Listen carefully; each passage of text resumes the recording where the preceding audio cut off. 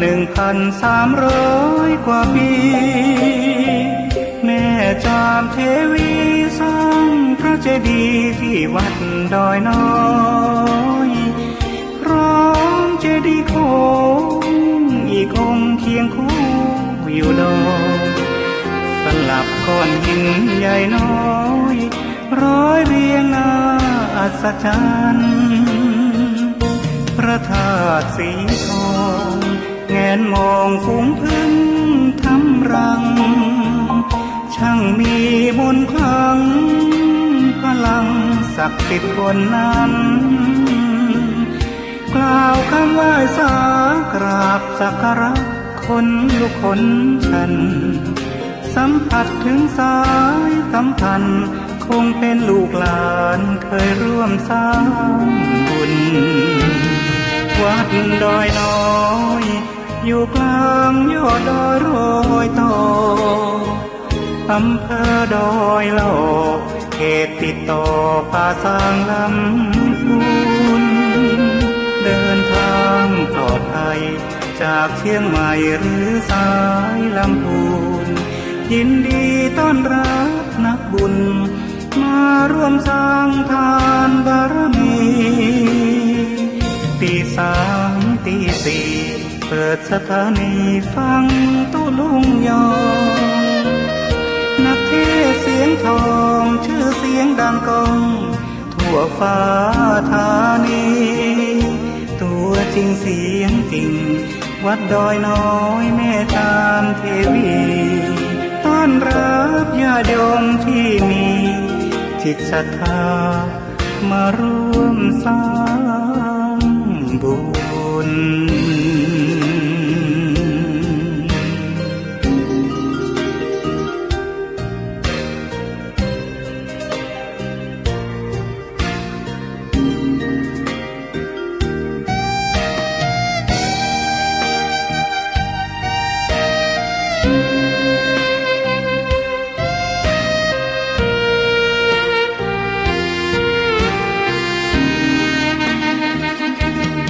วัดดอยน้อ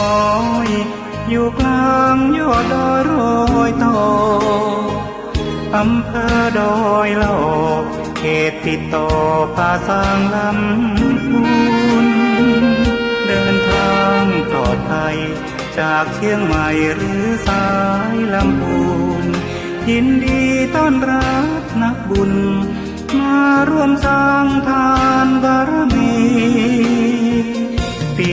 3 ตี 4เปิดสถานีฟังตุลุงยอนักเทศเสียงทองชื่อเสียงดังก้องทั่วฟ้าธานีตัวจริงเสียงจริงวัดดอยน้อยแม่จามเทวีต้อนรับญาติโยมที่มีจิตศรัทธามาร่วมสร้างบุญ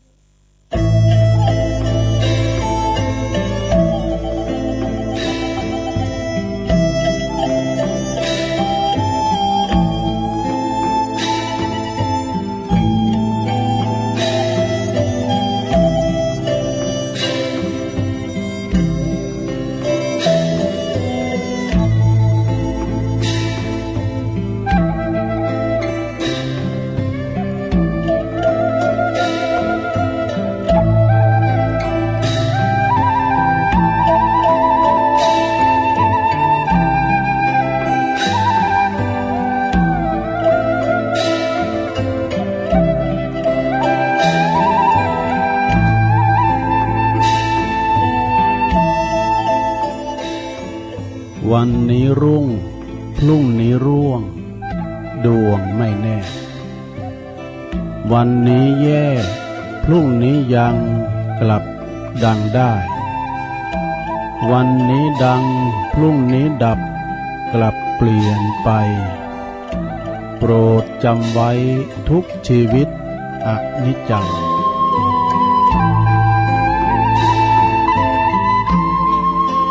ขอความนอบน้อมแด่พระรัตนตรัย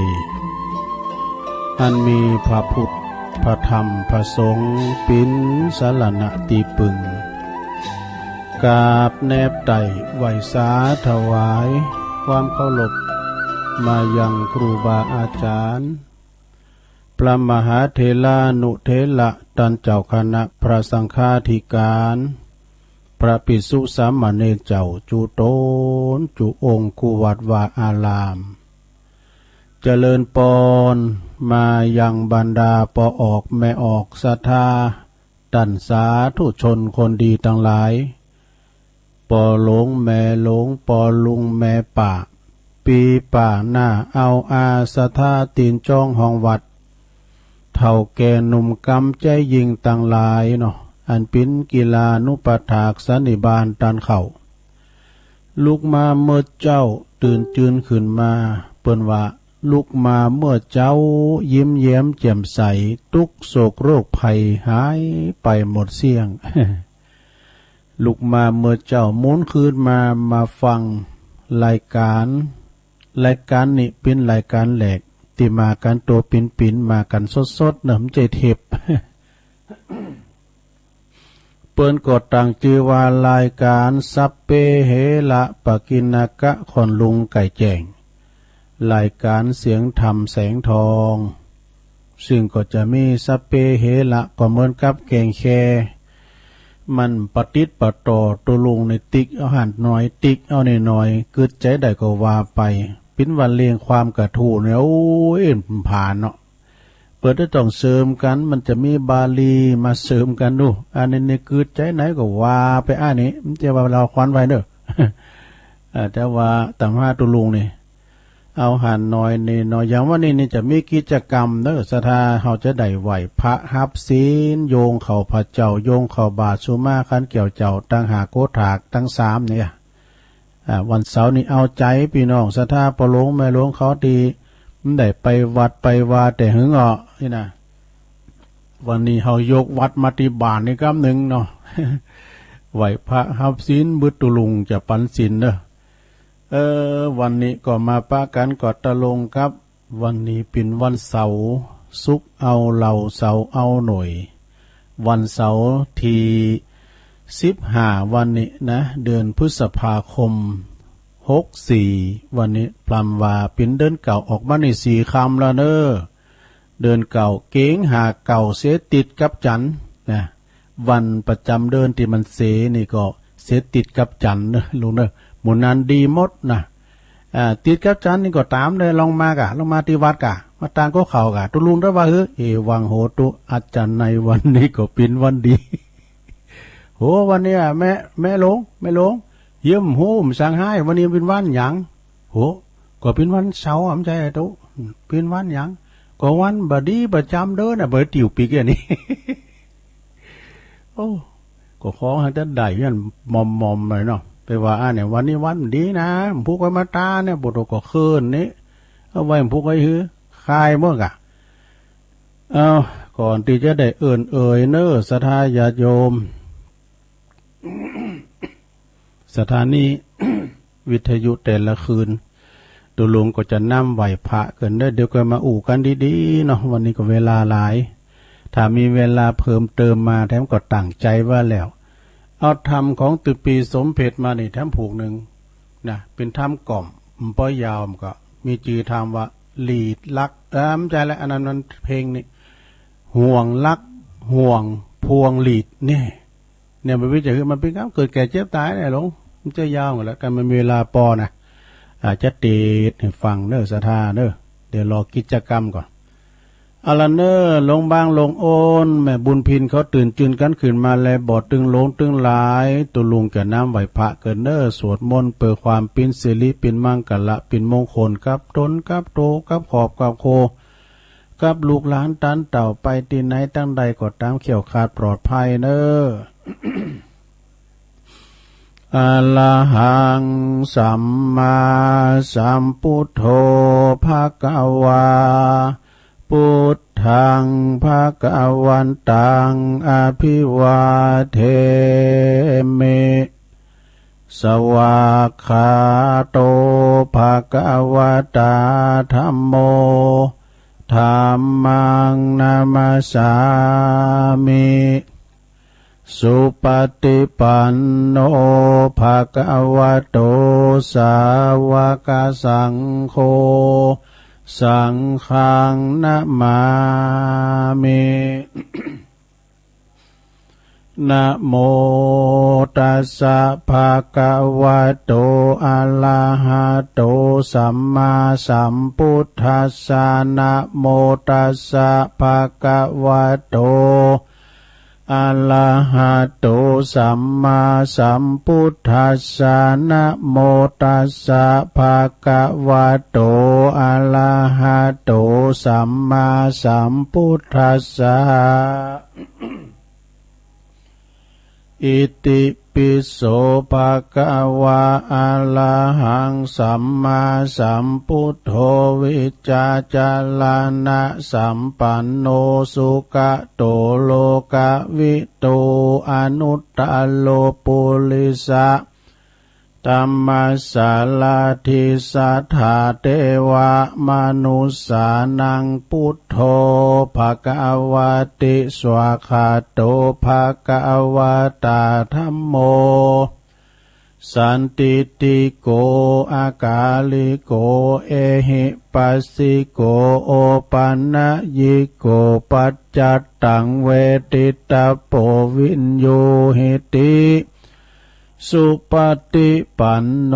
ภะคะวะโตสาวกสังโฆอุจุปฏิปันโนภะคะวะโตสาวกสังโฆยายะปฏิปันโนภะคะวะโตสาวกสังโฆสามิจิปฏิปันโนภะคะวะโตสาวกสังโฆญาติตังจัตตาลิปุริสายุคาเน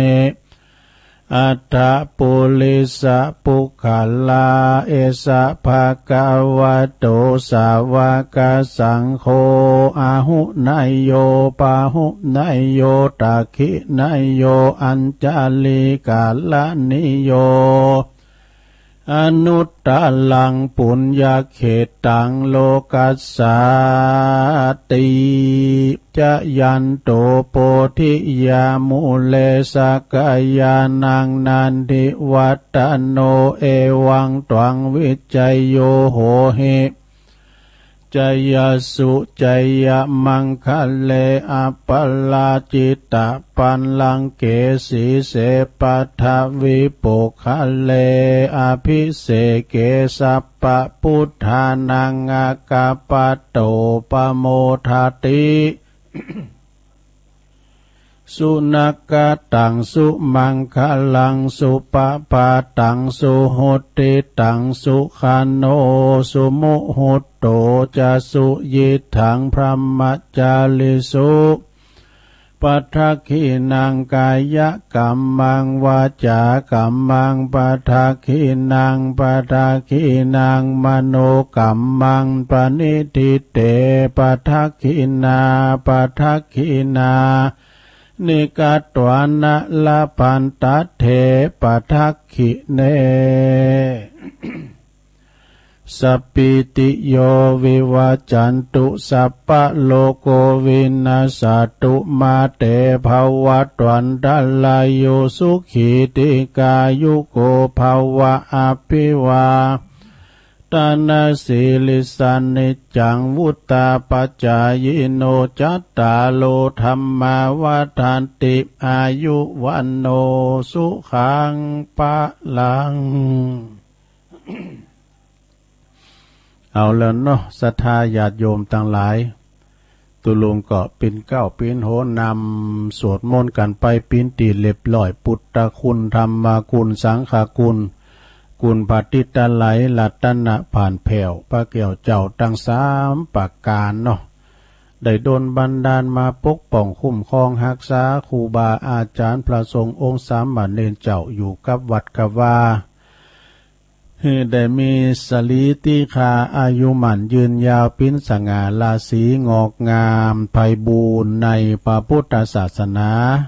ปินเนอร์นาบุญศรัทธาได้สักการะปูชากับไหวเนาะพอออกศรัทธาก็เหมือนกันขอให้มีสลีติคามีสุขภาพพลานามัยสมบูรณ์แข็งแรงหน้าแดงแสงเหอกินข้าวลำกินน้ำลุงอยู่เป็นหล่มโพลมไซของลูกหลานตันเต่ากันไปเนาะแนะนำพรำสอนลูกหลานได้มีสติได้มีปัญญามีความมุมานะสร้างเนื้อสร้างโตไอ้ไหนเนาะตลอดถึงงานตัง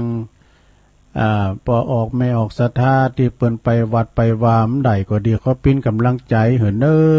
เนาะติดต่างติดเตงจะได้ให้ก็ดีก็ยังมีลูกมีหลานนางคอยเวทเฝ้าก็ปิ้นยังเนาะปิ้นกำลังจิตกำลังใจรายการนี้ก็เป็นทำรายการหนึ่งที่ส่งความสุขมาให้กับศรัทธาญาติโยมถึงบ้านถึงจ้องเปิ้นย้ำลูกกันตีในตั้งใดตุลุงก็มาโหวตอยู่นี่ไอ้นะเนาะ มันเป็นภาระหน้าที่ที่เปิ้นมอบหมายถวายเวลาตุลุงก็จะทำให้ดีที่สุดแต่พองลินพองตามสัตว์ตายคุณเฒ่ายิ้มแย้มแจ่มใสไข่โหเนี่ยโอ้ยเป็นบุญนะศรัทธาญาติโยมทั้งหลายตุลุงก็ได้บุญโดยศรัทธายิ้มแย้มแจ่มใสนะมีการเขตเนาะคายเขตเพ็กหน้าบุตรหน้าเบลยิ้มแย้มแจ่มใสโมนนะมันจะได้เป็นบุญถึงสองเบื้องเฟืองฝ่ายเนาะศรัทธาเนาะตุลุงมาดีบ่ได้ไปเล่าควันไผนะศรัทธารายการตุลุงถึงบอกไว้แต่พอเป็นรายการหน้าหมูเป็นรายการส่วนโลมไปที่จะจาด้วยกันก็ตุลุงถึงเปิดโอกาสเนาะเอาละเอาต่ออีกก่อนก็เดียวก็ว่ากันเอาจะมาตั้งสถานีวิทยุในเครือข่ายที่เปิ้นรับสัญญาณนะเอารายการธรรมะในสู่ตันผู้ฟังก็มีชงเวลานี้ก็ตั้งแต่บ่าย3 ตี 3ถึงตี 5มีอยู่เก่าสถานีโดยการดังต่อไปนี้สถานีวิทยุเพื่อการศึกษาและวัฒนธรรมอันนี้ที่วัดฝายหินตำบลสุเตปอำเภอเมืองจังหวัดเชียงใหม่ FM 104.50 เมกะเฮิรตซ์ซึ่งก็โดยเมตตาบารมีธรรมของอาจารย์พระครูสมุวิสุวัตวาลกิจโจตุปีเฮาเป็นลิงสัญญาณไปแล้วนะขอบคุณนะครับไหวสานะครับเนาะอันนี้24 ชั่วโมงเปิ้นมีการปิดเครื่องส่งนะเปิดตลอดเปิดก็เฝ้าตลอดอาจารย์พระครูสมุเฮานะ สถานีที่2ก็สถานีวิทยุคณะสงฆ์อำเภอฝางวัดพระบาทอุดมนำบ่อสาวาสำนักวิปัสสนา FM 100.25 เมกะเฮิรตซ์โดยเมตตาบารมีธรรมหลวงพ่อพระครูสุจิตานุรักษ์หลวงพ่อใหญ่เฮาเจ้าคณะอำเภอฝางก็ขอบคุณทางตุปีจำเริญโชติธรรมโมวัดสันโค้งพร้อมกันนั้นก็ขอบคุณทางอาจารย์ท่านพระอมรเทพอุปสันโตอุดเถินตุปีโจเฮาเปิ้นก็ลิงสัญญาณไปขอบคุณตุปีแดนดินถิ่นล้านนาสถานีต่อไปที่บ้านโฮงโงตำบลนำบ่อหลวงอำเภอสันปัดตองเนาะคุณรุจิสมบัติเงาคำเจ้าโยมเปิ้นอยู่ไก่เนาะอยู่หิมสถานีนี่ก็ตุลุงเปิ้นโทรมาก่อนหน้าก็เป็นสายแรกแก่กำสถานีที่4ก็วิทยุชุมชนของวิทยุขึ้นธรรมะของชุมชนวัดห้วยตองซักก็ตั้งอยู่ที่วัดห้วยตองซักตำบลคงเปาอำเภอจอมทอง FM 98.75 เมกะเฮิรตซ์ขอบคุณเมตตาบารมีตามอาจารย์พระครูวาปีวรมานิตอาจารย์ชวลิตชัยวังโสเปิ้นก็ลิงสัญญาณไปโซนใต้นี่ฟังกันโมนฟังกันไปศรัทธาญาติโยมทั้งหลายเนาะสถานีที่5อันนี้ก็สถานีมาจากปุนมนเสียงธรรมจากแม่แจ่มตั้งอยู่ที่วัดบุภารามตำบลช่างเครื่องอำเภอแม่แจ่ม FM 106.25 เมกะเฮิรตซ์โดยเมตตาบารมีธรรมหลวงพ่อพระครูมงคลวิสิทธิ์หลวงพ่อใหญ่เฮาเนาะ พระปลัดอุทัยพระเจ้าหน้าที่เฮาขอบคุณเด้อต่างปุ่นเปิ้นก็ฟังกันหลายสถานีวิทยุเน็กเนลเรดิโอ FM 96.75 เมกะเฮิรตซ์ตั้งอยู่ที่บ้านจงตำบลทุ่งกวาวห้างหุ้นส่วนจำกัดอนุสรณ์เรดิโออำเภอเมืองปานจังหวัดลำปางเด้อสถานีที่7ก็ชุมชนคนเหนือเขื่อนตั้งอยู่ที่บ้านดงดำอำเภอฮอดจังหวัดเชียงใหม่แผ่ขยายกระจายเสียงไปตั้งอำเภอดอยเต่าโดย FM 90.75 เมกะเฮิรตซ์เด้อสถานีที่8สถานีวิทยุเพื่อการศึกษาและวัฒนาอาชีพ Radio Network FM 103.00 เมกะเฮิรตซ์อำเภอเมืองจังหวัดลำปางขอบคุณครับคุณอนุพงษ์ตาจินะเด้อสถานีสุดท้ายสถานีที่เก่า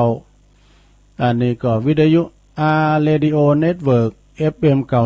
99.50 วิทยาลัยเทคโนโลยีและการจัดการกฟผ.แม่เมาะลำปางนี่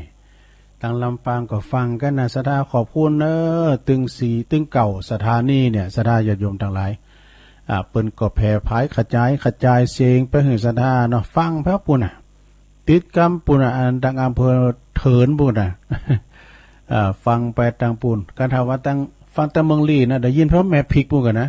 เมืองลี่ก็สูงไกลเหมือนกันเด้อแต่เดี๋ยวนี้เมืองลี่เปิ้นจะหับสัญญาณเอาปุ่น5 โมงเปิ้นจะหับเนาะฉะนั้นก็ต้องขอบคุณกับเจ้าหน้าที่สถานีทุกสถานีที่เปิ้นก็เกี่ยวสัญญาณลิงสัญญาณไปแล้วเนาะก็มาป้ากันว่านี่สถาญาติโยมทั้งหลายก็อย่างที่วามเจ้าเนาะวันนี้ก็เป็นวันเสาร์ที่15นะพฤษภา64วันนี้พรามว่าเดือนเก่าออกมานี่4ค่ำแล้วเด้อสถาถ้าว่าเดินศีลหน้านี่ก็มีงานติดหลายตีกะ เราจะเกิดว่าเอาเคยไปเนาะเคยเดินสายนะ ว่าอย่างนักร้องนะนาทีก็วันนี้ก็นำดิบน้อยนี่โดนนิมิตดงนิมิตนี่เปิ้นก็อยู่เขตตำบลน้ำดิบหรอประเพณีของเปิ้นนี่ก็ทรงน้ำถาดกาเนี่ยเขตตำบลน้ำดิบก็ดงนิมิตน้ำดิบน้อยนะโดยมีเมตตาบารมีธรรมอาจารย์ท่านพระอธิการพิเชษฐ์สิริพัทโทนี่เปิ้นรองเจ้าคณะตำบลกันเด้อแล้วก็เจ้าอาวาสวัดดงนิมิตนะนาทีวันนี้ก็จะเป็นงานวันงานเปิ้นบวงสรวงพอบานโดยอาบน้ำถาดโอ้ยตามก็เตอตุลุงไปจอยงานคุณหลายซะนะเปิ้นมีไว้แข่งกองโลงพุ่นอีเก้ก็มีอีเก้นี่ลิ้นตึงกลางวันตึงกลางคืนนอกบทก็มีคืนก็พิษกันก็มี พิษกันแท้นี่นะอีเก้ก็ไปไหนก็พิษกันเหมือนกันแต่มันจะวันหน้าฉากได้ หลังฉากแกฮะพระเอกเขาว่าเราจะพิษกันนำดิบน้อยจากหันมาเนี่ย3-4 วันกับสินนานี่ก็เนี่ยนี่น่ะนำดิบโลงวัดโลงเขานะโอ้นี่ก็ไปกุปีนะพระครูปัลลัดตันยูตุปีอามเขาเนี่ยนะแต่ก่อนตุลุงก็ไปเรื่องไปช่วยหันกุปีนะแล้วมันตรงกันหลายตีไปให้กรรมเดียวเนาะจากหันไปสักกี่วัน2-3 วันไปปะกันที่วัดปากล่องทำแล้ววัดปากล่องกับพระครูธีรกิจจาธิคุณเนาะแล้วก็ทีมงานของ PS Sound ปากล่องในเป็นสงน้ำถาดของอนุสาวรีย์ของครูบาดวงแก้วยานวิชโยหรอครูบาแก้วจากหันมาเมื่อกี่วันปึ๊ไปบุญากาไปช่วยงานนั้นวัดอรุณวิทยาวาสนะเดินปิงเดินหาบเดินเก่าปิงนี่มันจับบันหอยจอมต้องก่อนงานไปเพนิมจะมีที่ไหนซะนะไปนอนหาเลยนะที่ตุลุงทำครับพุ่นวัดหวยปัญจ้อยอารุณวิทยาวาส วัดของแม่บริบูรณ์ครับอาจารย์เกษมปัญโยครับพุ่นนะพอลงตู่เขาเนาะจากหันมาก็จากหวยปัญจ้อยมาก็มาวัดประทาดได้หล่อนี่ไหนโอ้อันนี้เป็นกว่างานใหญ่เนอะปตมีมดลำวงมวยมี2 คืนกันเนอะ อันนี้ก็งานใหญ่จากได้หล่อก็อบต.อุ่นต่างไม่เบื่อกาเซนกูด อบต.อุ่นเขาตัวปีแตกตัวปีกอบเนาะตัวปีกอบเขาอบต.อุ่นจากสันกูดก็มาล่องเครือกวาวอันนี้เนี่ยล่องเครือกวาวก่อนมงคลวารารามเดี๋ยวนี้เพิ่นก็จัด อันภายในกันหมดนะสดาอันนี้ลำดับให้ฟังได้นะตามปกติจะมีงานหันงานหนีกันนะสดาญาติโยมทั้งหลายโอ้ก็จัดกันภายในไปก่อนกันก็ดีไปอย่างลูกถ้าเฮาจัดอย่างวัดพระธาตุโดยน้อยปิ้นตีต่างเนาะสมมุติน่ะได้เงินก็ได้แต่นั้นเฮ็ดรายจ่ายสูงเหมือนกันเด้อสดาเด้อรายจ่ายก็สูงรายได้ก็หนักเหมือนกันนะมันก็มีกับมีเหลือฝากไว้อยู่อะแต่ว่าหลวงพ่อว่าประเดี๋ยวนี้ก็ไปอย่างลุงเฮาบ่เปลืองนะแล้วก็ได้ม้ำหนักก็แล้วมันมีสู้หุยหนัก จัดภายในนี่นะมันพอมีสู้หุยกาเก้ก็มันต้องได้จ่ายกาแห่กากองปาดกองวงเอก็มันได้จ่ายโลเนาะกาสังนี่ครับเนาะ อันนี้ก็เป็นไปตามนโยบายของเพิ่นเนาะจัดกันภายในกันไปสดาญาติโยมทั้งหลายเอาแล้วบ่สดาตอนนี้ไปตุลุงก็จะมีกิจกรรมนะกันเนาะมีกิจกรรมเนอหลวงเขาลุกมาแล้วบ่วันนี้มากันหนักกันหลายเนอว่าปอหลวงกำนั่นผู้จวยท่านนายกพอเขาปอหน่อยปอนานปอจานลำวัดมากันหลายก็ไม่หลวงใส่แมสเด้อยายอ้วนใส่แมสเด้คุณหลายไปเอาหัวไปจู่ก็หัน ยายพรมากันคุณหลวงคุณหลายนางระยะห่างสักว่าเนี่ยแล้วก็โอ้โหจู่ก็หัน จะมีกิจกรรมนะหลวงเด้ออ้าวเดี๋ยวกันเด้อศรัทธาเด้อตุลุงเกมทาไปก่อนเนาะเกมทาไปก่อนพร้อมบ่พร้อมแล้วเนาะอ้าวตั้งใจเด้อตั้งใจ7 วันไหนเขาก็มาเอาให้เตอหนึ่งเนาะไหวพระหาบศีลกิจกรรมต่างๆสุมาขันเกี่ยวตั้ง3แล้วก็สุมาเข่าพิกาหารต่างๆไหวพระว่ามีการหับศีลเอาอกเอาใจอีปออีแม่เขาที่เพิ่มได้ไปวัดไปวัดตุลุงโอดดีเนอะสุมาเตอเนาะครูบาอาจารย์อันนี้แปลงใจหาเป็นการทบทวนเนอะเขาจะหับก่อได้บ้าหับก่อได้นะตุลุงก็มีหน้าที่ปิ้นก็บอกเสียงว่าไปจะนั่นเนาะก็ปิ้นยังความปรารถนาดีตุลุงเนอะแต่มันก็ไม่ใจได้ถูกตับถูกไตเมื่อการกูคูณละเนาะ เฮาอยู่ในจุดนี้เราต้องทำอกทำใจเนาะทำอกทำใจเนี่ยคุณหักเตาพื้นหนังคุณจังเตาพื้นศาสตร์อย่างตะว่านี่ก็ต้องขอปิ้นกำลังใจให้พระอาจารย์เน้นหลักโดยเนอะต้องมีขันติอดทนปิ้นยะธรรมดาเนาะตุลุงก็โดนมันก็มีมาเหมือนกันเขาก็ต้องนักแน่นเนาะเอาคุณส่วนหลวงส่วนลายไว้นะขอปิ้นกำลังใจให้จังพระอาจารย์เน้นหลักโดยเอาต่อไปยอดโยมทั้งหลายเอาจะซูมาขันเกี่ยวตั้ง3กันเนอ ถ้าว่าตัวใดก็ว่าถ้าตัวใดก็พี่ยังเนาะตุลุงก็จะมาโทนความจำได้หรอนะมาเมปุถังกุณาสากลันตังนะมาเมธัมมังโมเนลาจเตสิตังนะมาเมสังฆังมุนเนลาจาสาวกังอาจายโยโนปันเตอาจากามายาถาปะเลยาถามุลลาเหยาถาอากุสเลเยมายังพุทธธรรมสังฆะสังฆาเตสุติลัตตะเนสุอาติเตวาปัจจุปันเนวาอวิวายาติวาลาโหวากาเยนะวาวาจายาวามานาสาวาปามัตตังวาอากาลวังวาอากาสิมหาติสวายาธาธรรมังปฏิกัลโลมาเตสังโนปันเตพุทธติลาตนาตยังอนุกัมปังอุปาตยาอาจายังอาจายาโตปาติกันหาตุคัมมันตุสัพพังโตสังอายาติงสังวาลิสามะปุเนวังกาลิสามะสันจิจโตสังอาสันจิจโตสังสัพพังโตสังขมันตุโนจบไปอย่างหนึ่งแล้วหลวงว่าตัวเต้นถ้าตัวมันเต้นก็เป็นอย่างนั้นลงเนอะนะยกมือไหวไปมือซ้าต้องลุกมาเตอนอนอยู่หันเนาะเนอะ ว่าไปฟังไปละไปไผก็ว่าหยังทุกอิริยาบถสี่นางนอนยืนเดินต่อไปหมู่เฮาทั้งหลายพอดูปุรามติบมาแล้วพอล่ามทาแล้วพอล่ามทาก็ว่าแล้วจะชุมมาขันแก้วตั้งจะชุมมาเข้าพิฆหารเนอะพอลามวันนี้มาหลายกับท่านนายกก็มาเนาะได้รับเกียรติกับท่านนายกท่านกำนันปอหลวงบดดูท่านปอก็มาปู่จอยปอหลวงเขาปุถุสารวัตรแพทย์รุ่นซาลาลัวเนี่ย อันนี้จำลองเนี่ยว่าพร้อมกันเด้อนะมาเมตุปาบุภาลาจตาเนโอตานาปิกาหาลาตาเนสหปาลิวาลาตาเนวัลตาคินาเยกายะตัวเลวาจิตัวเลมโนตัวเลสันจิจาปมาเตนาวาอสันจิจาปมาเตนาวากายะกัมเมนาวาวาจิกัมเมนาวา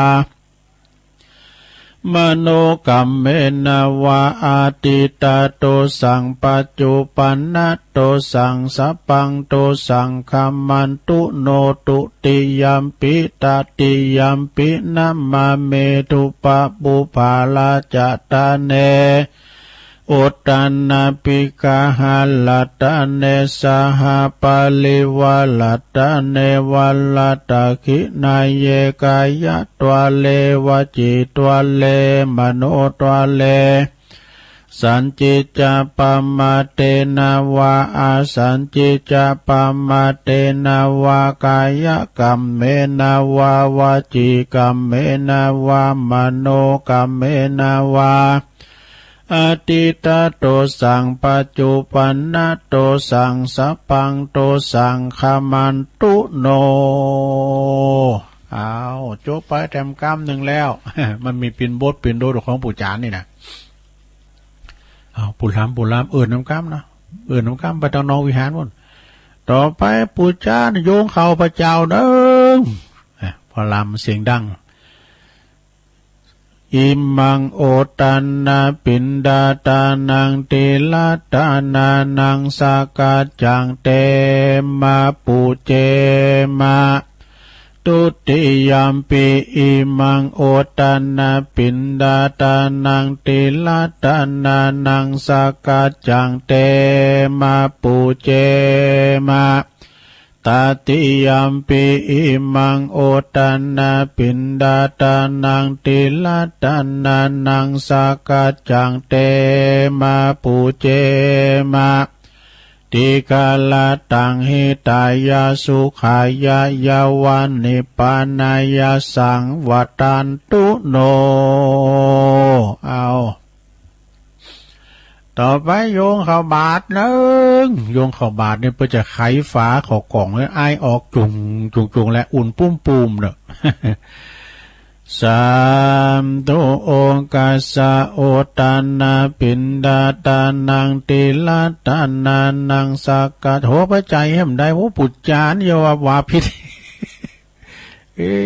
ด้วยความว่าปุจจานนั้นอายนะนั้นอายแพ้ปวงกูนะเอาใหม่ตั้งใจกะปุจจานเนี่ยมันใจวอกแวกปานนั้นน่ะอย่าว่าใจมันอยู่กับเนื้อกับตัวปุจจานนี่จานมึงฟังยังไงเอาใหม่ตั้งใจกะ สาธุโอกาสะโอตันนาปินดิปาตังตานังนิปานาปัจจโยโหนตุโนนิจังโอตันนาปินดิปาตังตานังนิปานาปัจจโยโหนตุโนนิจังโอตันนาปินดิปาตังตานังนิปานาปัจจโยโหนตุโนนิจังอีกา เอาละเนอตอนนี้เพิ่นก็จะไปตั้งแถวกันนี่นะเพิ่นจะใส่ข้าวบาทกันนะลงเนอไปย้ายแถวกันนึงไปเอาไปตั้งแต่ห้องหลวงพุ่นนะย้ายแถวมาบ่จายอยู่แถวหน้าเทวดาอยู่แถวล่างเด้อ ตอนนี้แต่โกละหนเปิ้นลุกกันน่ะเฮาฟังเด้อบ่รู้อย่ามอขี้คอมะสาลุงว่ามันกะติกว่ามันเฮ็ด ติดกันน่ะมันดังฝัดกันกะลงกงกังไอ้ยายแถวหนึ่งขยมเกี่ยมคำเขาไม่ได้หมดขยมโซหาเนี่ยกะละมังทั้งเปี้ยสมุไรข้าวสารกระสอบมีไหนโซมาโซหาไว้ดื้อเขาจะรุ่นบาทนะเนี่ยสถาเขาก็กอยเยาะกอยหย่องเด้อจะไปเอามือเล้นถูกบาทนะจะไปอู่การหลังงาพับปากเด้อเจาะใส่เก่าใส่โหยอโยงใส่เข่าและลำเปิงในใจว่าข้าวของข้าพระเจ้าขาวดังดอกบัวยกขึ้นเหนือหัวถวายแด่พระสงฆ์จิตใจจำนงตรงต่อพระนิพพานขอให้ถึงเมืองแก้วขอให้แคล้วบ่วงมารขอให้ทันศาสนา ของพระศรีอานในอนาคตการโน้นเทินนี่ เมื่อปิ้นดังนี้แล้วเจาะใส่เก่าใส่โหตอนนี้ครูบาอาจารย์เตี้ยวแล้วนึเอาเปิ้นเดินมาแล้วก้อยเยาะก้อยหยองเอาใส่บาตรโอ้ข้ามเข้ารุ่นบาทสูเขาไปอยู่ที่ไหนมันได้ก็กุ้มงุ่มไม่ฮะเนาะ คุณทำมันจะดื้อนะขยโยมนะเนี่ยมันจะมีกุฏินะเว้ยเข้ารุ่นบาทที่ครูบาเว้ยเดี๋ยวดูลุงท้าเว้ยโอ้เน้นก็รุ่นปุถุโตเป็นนักใต้วันนั้นนักตั้งหูหน่อยดูนักตั้งหูหน่อยมันไปคอนใต้โอ้ลูกหลาโคหอมดูลูกหลาว่าเขาดั้มแต่หมดเนี่ยต้นสุดท้ายวันเดินโกลาหนเปิ้นหืนดักก่อนดักเนไม่หลงกับว่าดินี่คุณเถ่าตั้งแพะโป่งเนี่ยนะแกเนี่ยหลังงาพับปากสุขโหมะไปใจเนอ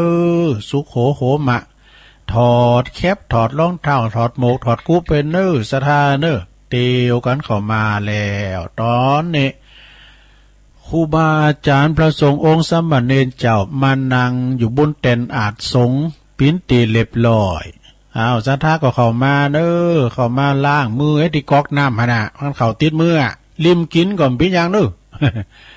แล้วมานางปิ้นละเบบเรียบร้อยเนาะเดี๋ยวถามปอลงไม่อยากจะอู่บ้องบอกอู่อย่างเดียวก็เดี๋ยวเขาจะเลิมไปทีแล้วเนาะมันควายแล้วมันหล่าแล้วเนาะวันนี้ได้รับเกียรติจากวันนี้ได้รับเกียรติจากท่านนายกเนอะท่านนายกเทศมนตรีเทศบาลเปิ้นได้มาโลมทำบุญกับเฮาตอนเจ้านี้ก็ขอเชิญเปิ้นมาปิ้นประธานจิถูกจิเตนปูจาภาลัตนาไตรเนอะปุลามจิเตียนสนุนเลยนะหมู่เฮาเจ้าขาทั้งหลายหลังงาพระปากดักกันเนอะจะไปเดิดใจดีเป็นพระพุทธพระครูโอนว่าครับใจบริสุทธิ์เป็นพระธรรมพวกครูโอนปลอมนี่เสียงใหญ่แต่ดูใจดำใจสมมาเนี่ยใจเอาใหม่พระครูโอนก่อนใจดีเป็นพระพุทธใจบริสุทธิ์เป็นพระธรรมใจงามคือพระสงฆ์พระพุทธช่วยทำพระธรรมช่วยแจ้งลืมไป ลืมกรรมของพระครูอ่อนมาจุมาเนี่ยพระครูเนอะหลังจากตีเปิลจิตตีนแล้วหมู่ฮอบยกมือไหวไปมือซาเนอตอนนี้ก็ผู้ช่วยผู้ใหญ่บ้านไปเกียนสังเกียนสังเกียนขันศีลตีปทาว่ะเกียนขันศีลปีนตีเรียบร้อยต่อไปนี้เขาก็จะได้ไหวพระเขาจะได้เอาศีลเนอสาดา7 วันนี้ก็เอาให้เตยลงเนอตุลุงอย่าปั้นศีลเถอะนะไปเสียมันหายเนอหาข้อมั่งการละหาข้อได้นะลงเนอการหายก่อนเป็นยังแหละเนาะเป็นธรรมดา7 วันในตุลุงก็อย่ามาปั้นให้เตยเนี่ยกะเนาะหับไว้ในฮะเนาะหายจากมันเป็นยังนะเอาไว้ในจิตในใจเขาเนอะปลามเอาไม้ปูจานแล้วปูจานเอาว่าเลยปูจานมันล่าแล้วมันควายแล้วตอมแตนบนขานี่ มายังพันเตติสาลเนนะสหปัญจศีลานิยาจามะ ตุติยมปิมะยังพันเต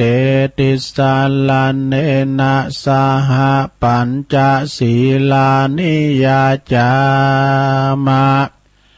ตติยมปิมะยังพันเตติสาลาเนนะสหปัญจศีลานิยาจามะนะโมตัสสะภะคะวะโตอะระหะโตสัมมาสัมพุทธัสสะนะโมตัสสะภะคะวะโตอะระหะโตสัมมาสัมพุทธัสสะนะโมตัสสะภะคะวะโตอะระหะโตสัมมาสัมพุทธัสสะพุทธังสรณังคัจฉามิธัมมังสรณังคัจฉามิสังฆังสรณังคัจฉามิตุติยมปิพุทธังสรณังคัจฉามิตุติยมปิธัมมังสรณังคัจฉามิตุติยมปิสังฆังสรณังคัจฉามิตติยมปิพุทธังสรณังคัจฉามิตติยมปิธัมมังสรณังคัจฉามิตติยมปิสังฆังสรณังคัจฉามิ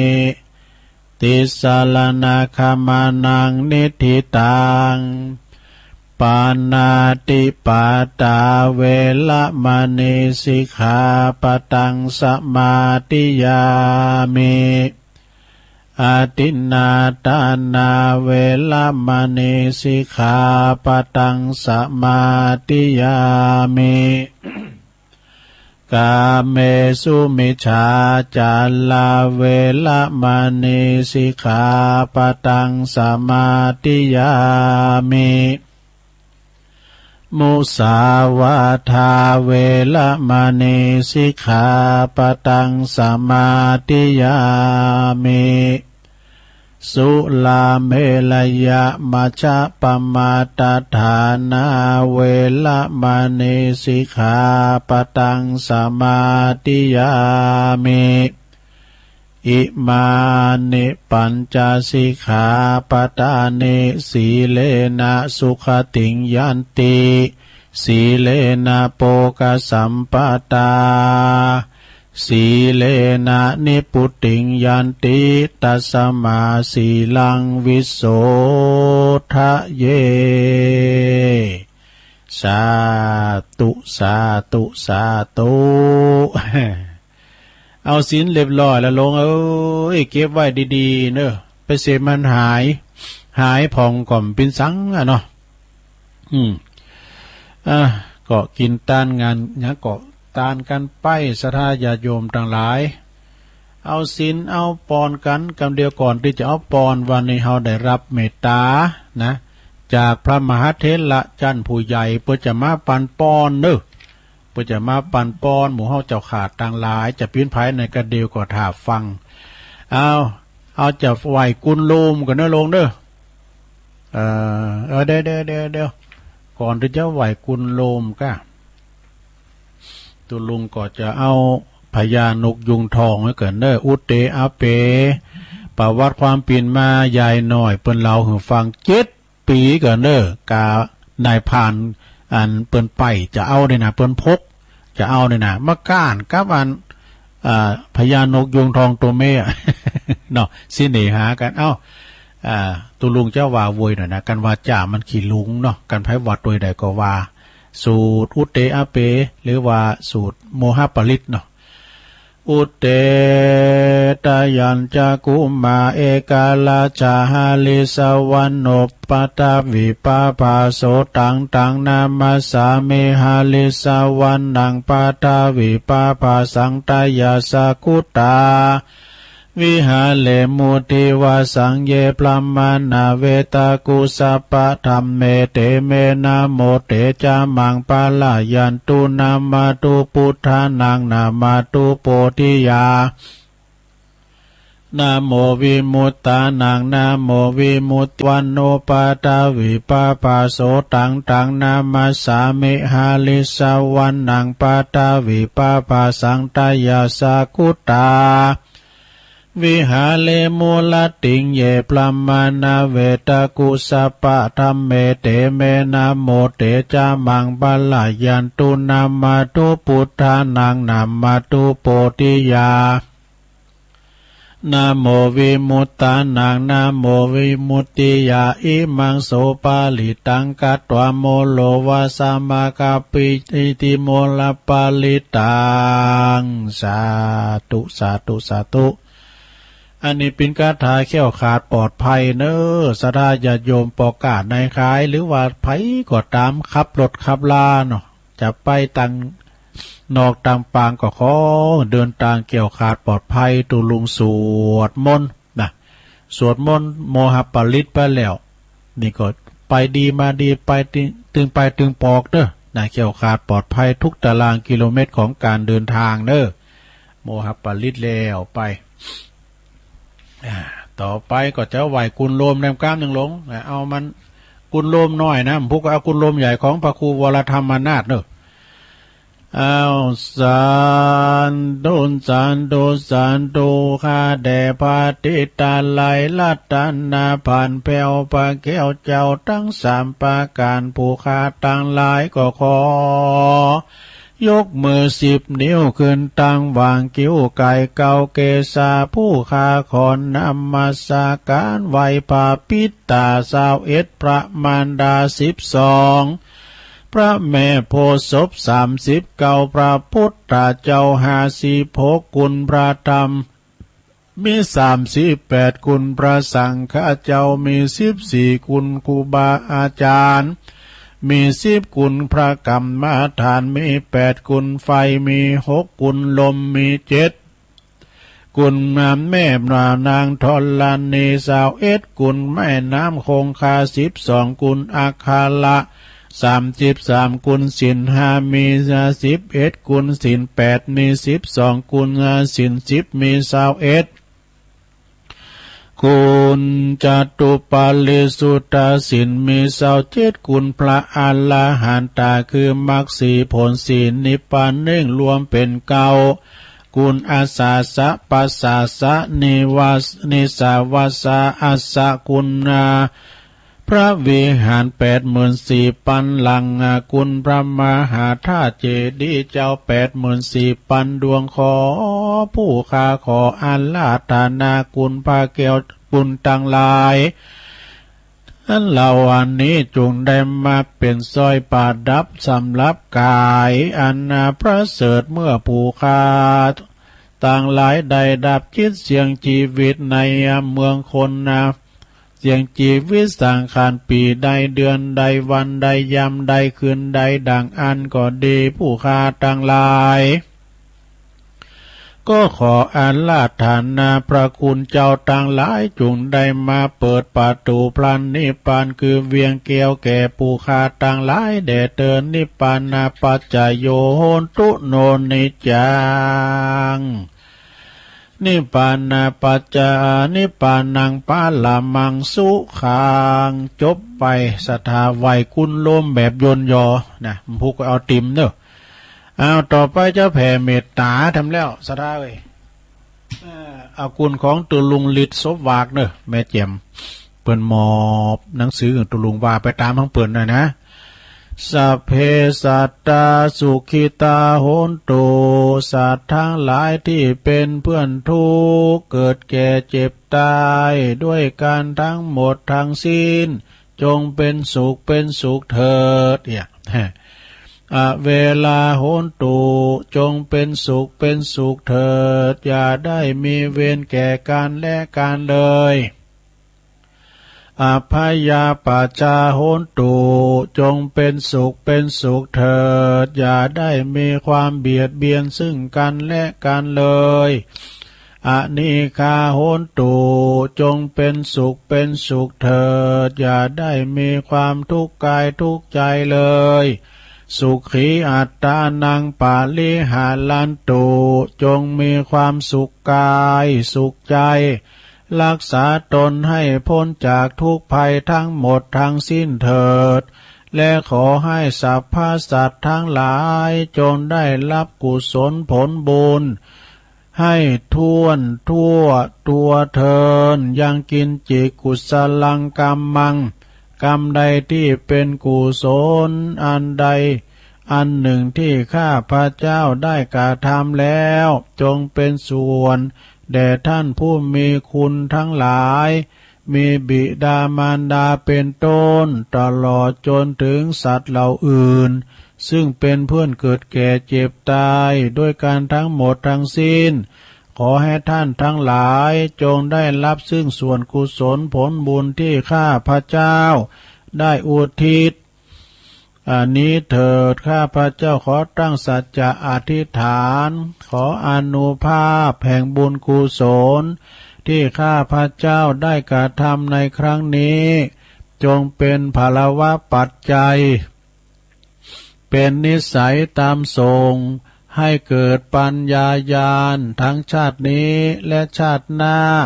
ตลอดชาติอย่างยิ่งจนถึงความพ้นทุกข์คือพระนิพพานด้วยเถิดสาธุสาธุสาธุเอาจบลงไปสถาดูการลายมนต์ต่างหลายเนี่ยพอตะป้อจมงแล้วดูลุงไปพินอย่างนะวันเสาร์เขาก็ยุดย่างให้วันหนึ่งเอากันพินกันอย่างเอี้ยนะสถาญาโยมต่างหลายเนาะกระเดียวตุลุงจะได้เขาเอาปอนต่างหลายเด้อตุลุงก็จะเอาปอนนะวันนี้ได้รับปอนจากเมตตาบารมีธรรมตันคูบาน้อยเด้อวัดศรีดอนมูลสลับปีปุ่นนะเพื่อจะมาปั่นปอนต่างอกต่างใจเอาปอนครับหลวงปู่คูบาเด้อหลวงคูบาน้อยวัดศรีดอนมูลนะหลวงเด้อฟังเอาปอนด้วยกันเด้อ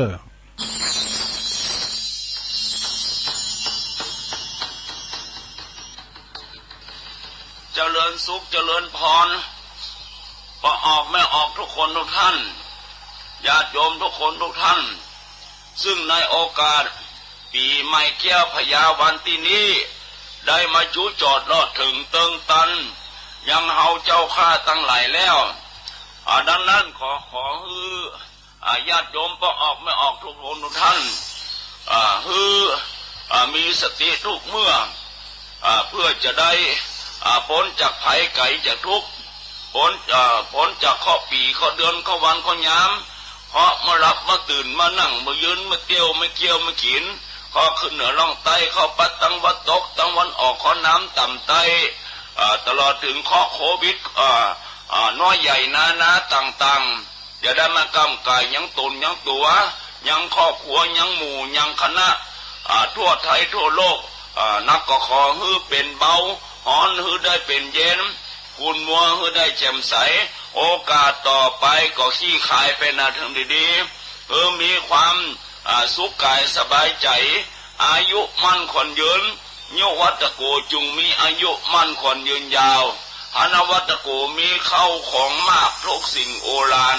สีเลวัตโกมีสีเล8ประการครบถ้วนยศวัตโกมียศถาบรรดาศักดิ์ลักล้วนคนโจมพระวัตโกมีกำลังอุดมตามไปในและไปนอกวันวัตโกมีผิวพรรณวันนะอันงามผ่องใสสุขวัตโกมีความสุขกายสบายใจสุขยิ่งขึ้นไปโหตุสัพพทาบ่อตุกละจัดโลกว่าวินัสยดมกรรมไกวยังตนยังตัวหรือโรคโควิดหลายอย่าได้มากำกายยังตนยังตัวยังเราเขาเจ้าข้าทั้งหลายทุกคนทุกท่านมีอายุมั่นขวัญยืน120 ขวบเข้าภาวษาเพื่อจะได้เกิดความเจริญรุ่งเรืองและมีการอดออมประหยัดมัธยัสถ์เพื่อจะได้การจับจ่ายนาต่างๆน้อยใหญ่นาต่างๆถ้ามันเกินความจำเป็นก็พยายามงดเลิกเว้นเอาสิ่งที่มัน จำเป็นหรือของจองถูกต้องอยู่ในศีลเพื่อจะได้เกิดความสุขกายสบายใจในโอกาสข้างหน้าไปใจทั่วถึงทั่วยิ่งขึ้นไปจิมเตอสาธุสาธุสาธุศรัทธาได้ฟังได้รับพรกันไปแล้วเนาะศรัทธาญาติโยมทั้งหลายได้รับพรจากครูบาน้อยศรีดอนมูลเนาะเปิ้นก็ได้มาปันศีลปันป้อนให้กับศรัทธาญาติโยมเปิ้นปันป้อนปีใหม่ศรัทธา ติ่มอกติ่มใจแต่เนาะได้รับพรกับครูบาอาจารย์พระมหาเถระกิจกรรมต่างหลายก็จบลงไปศรัทธาญาติโยมต่างหลายตอนนี้ไปก็ตุลุงก่อนมีอันนี้กะมีธรรมกล่อมนี่นะได้รับความเมตตาจากทางอาจารย์สมเพชรท่านอาจารย์สมเพชรปัญญาโนวัดป่าไผ่บ่อทองเปิ่นมอบหมายมาก็เป็นธรรมกล่อมธรรมบ่ายย่ำก่อนนะจะใช้เวลานิดหน่อยเตเป็นธรรมเลยงานห่วงลักห่วงพวงหลีดมันก็เรื่องเกิดแก่เจ็บตายนะชนะญาติโยมเนาะการเอานุงสุดดำสุดขาวดำไปบังซบปิ้นจัดได้เอโดมันก็จะมีในนี่หมดนะลองฟังก็เตดไปนะมันก็บอกไข่ขับสักตัวใดตือทำพวกนี้นะแต่มันพอยาวก็ลองฟังพอนุสธาเนอะก็เดียวก็กอยมาอู่กันแถมเวลาแฮมจุ่มโมงหนึ่งกันดูกำลังผ่านไปชั่วโมงเดียวนะซะนะ การกิจกรรมเนี่ยกินเวลาไปจัดลายมากันน้องพี่นะวันเสาร์เขาก็มานะมีกิจกรรมอย่างเอาใจพี่น้องสตาพอออกที่เบิ่มได้ไปวัดไปวายกะทบทวนความทรงจำนะอันจะลืมกันไปเนาะไหวพระฮับศีลโยงเข่าพระเจ้าโยงเข่าบาทสูมาเข่าเกี่ยวเจ้าตั้ง3ประการเนี่ยมันหลากหลายเนาะคุณมาหลายวันนี้นะไปลืมแมทเด้อลงเด้อแล้วก็ซวยมือเด้อ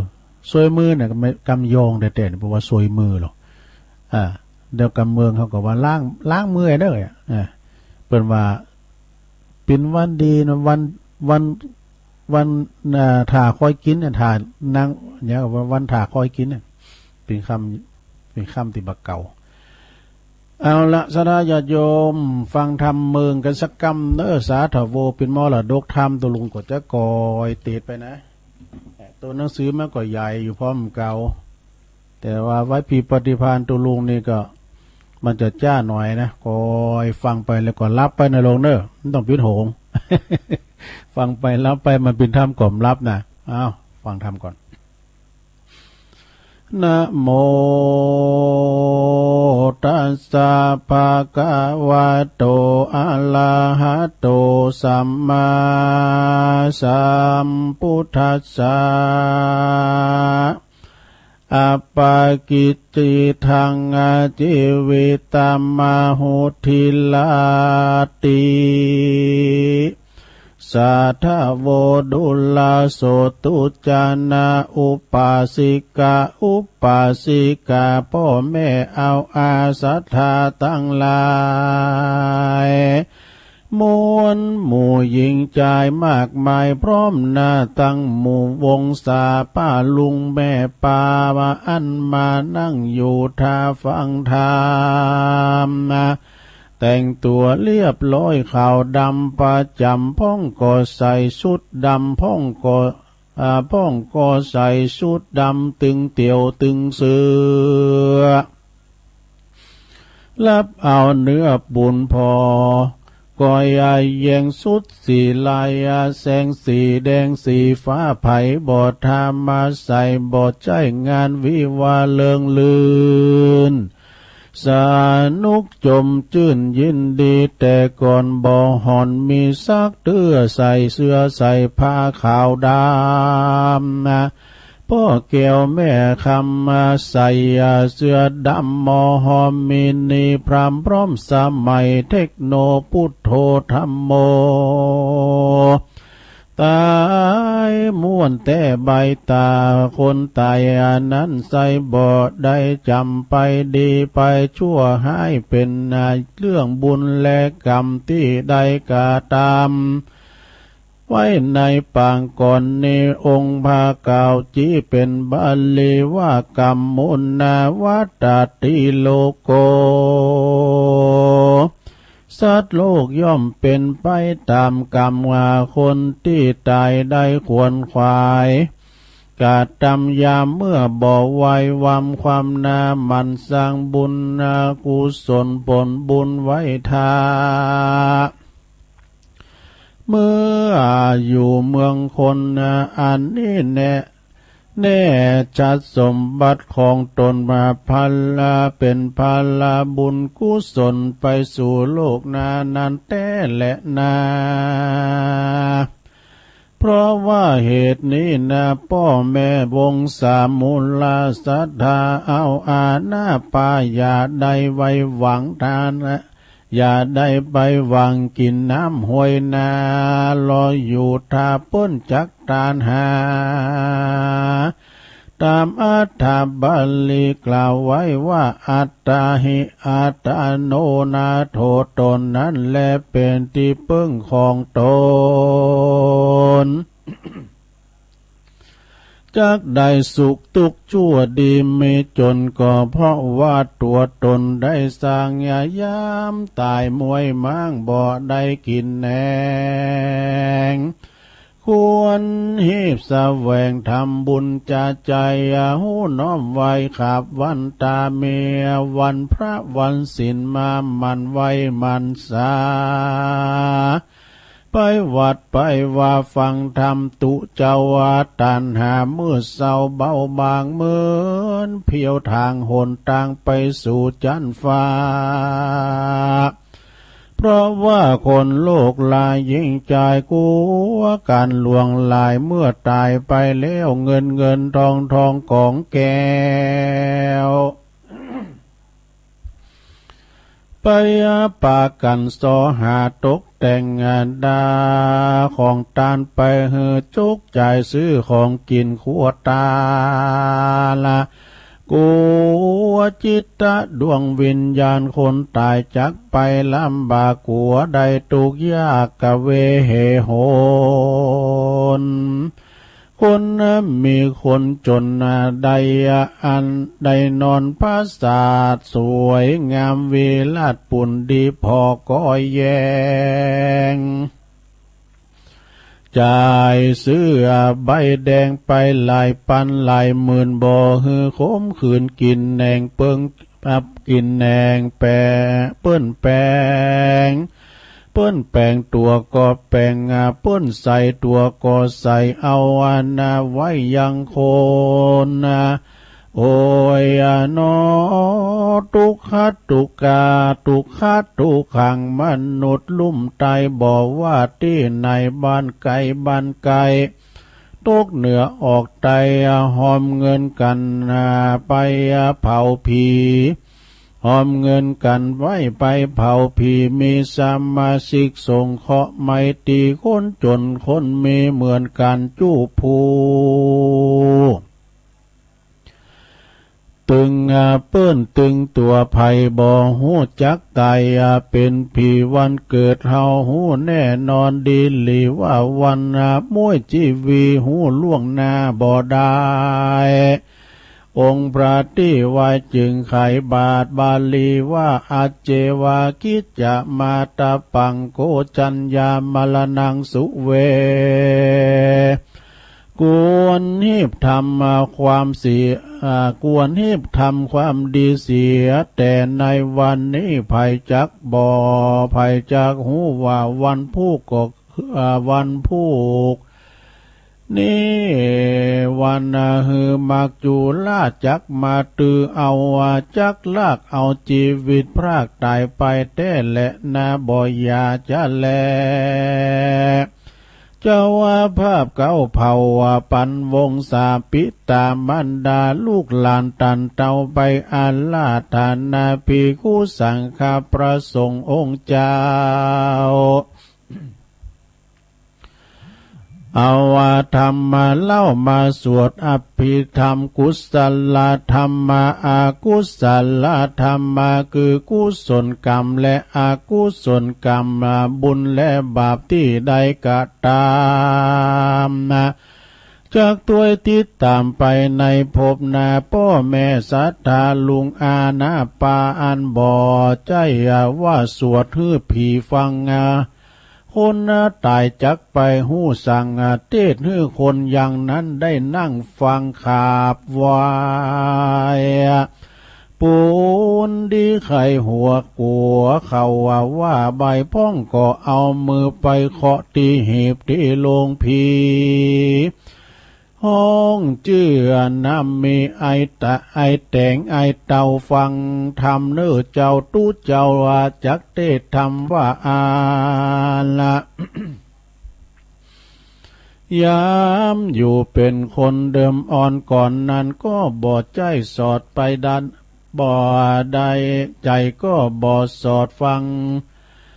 หูฟังเปิ้นจวนไปวัดก็ว่าไปเอาอัดสั่งไปนั่งฟังทำกินพริกดำกับข้าวฟังกำขี้เหล้ากินลาบกินชาถึงวันปุ่นดีสั่งเวทคนมืดมัวตานไก่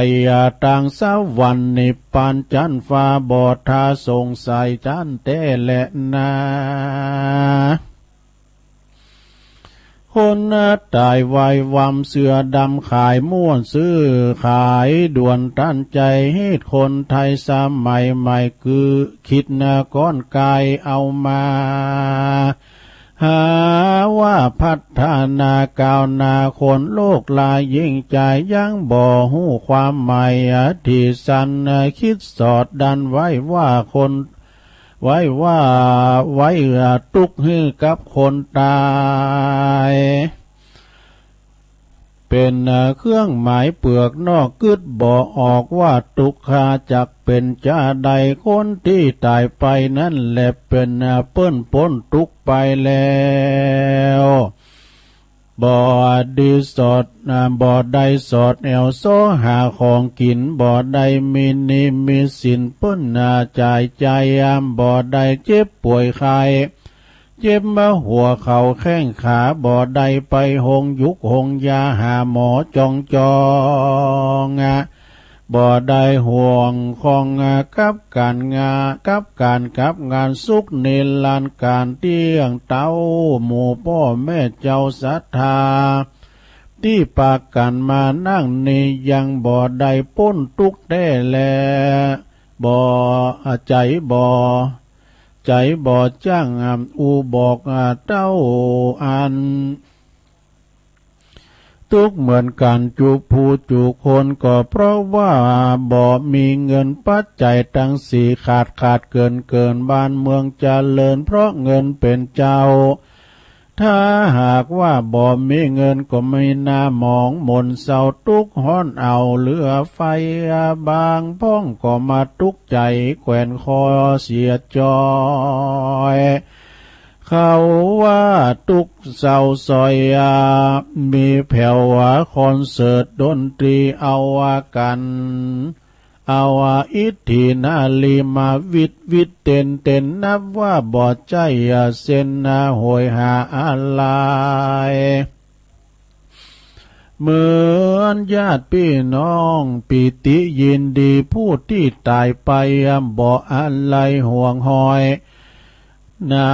มองต่ำก้อยเสียแต่แลนาเอาอาลยวัฒนธรรมใหม่มันบ่ใจของบ้านเฮาเมืองเฮามีไปสับปะลงไหลกับเขาโมหะมัวเมาใครหัวเหอสู่ต้านผู้หูว่าเป็นอุบัติจังไรตายหนใดมีวัลนะมีมอลานาคอนเสิร์ตดังระเบิดบริเวณงานเก็บเอามาเล่าให้ลูกหลานตั้งหลายได้ฟังบ่ได้มาประจานเล่าขวัญขายนาพ่อแม่ศรัทธานั่งฟังหลังนาก้อยพิจารณาให้ถูกให้แม่นตีกา นึกเอาเตอเจ้าอาตมาเทศมาความจริงบอกว่าใจยิงได้ขาหนุ่มเทาแผ่วศพตุเจ้าเขาก็ไว้อะไรเขาแป้งพวงหลีดสี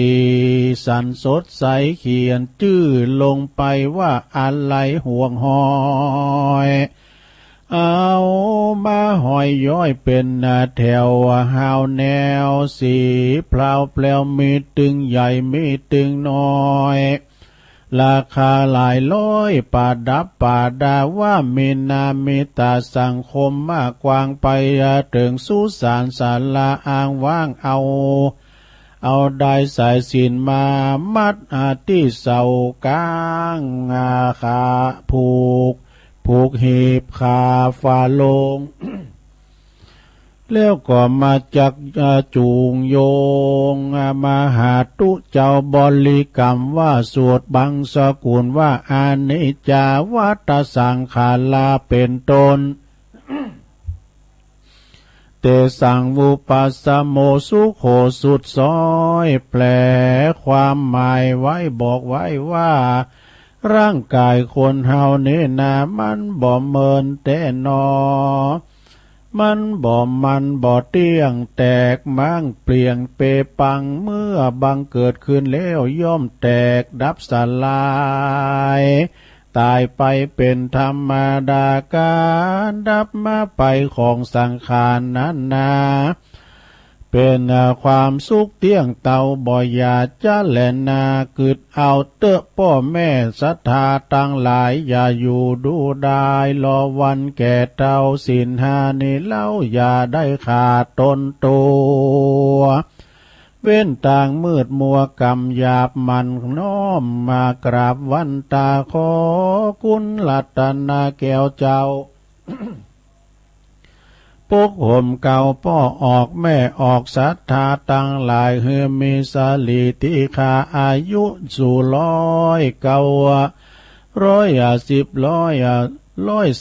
130 ขวบเขาวาสาเป็นแดนแดเตอเนติตังขียาอันเก่าแก้ไขยังนาเตสานาธรรมเรื่องห่วงรักห่วงพวงหลีดของท่านพระอาจารย์สมเพชรปัญญาโนก็บางโกมสมเรสเด็จแล้วเท่านี้ก่อนแล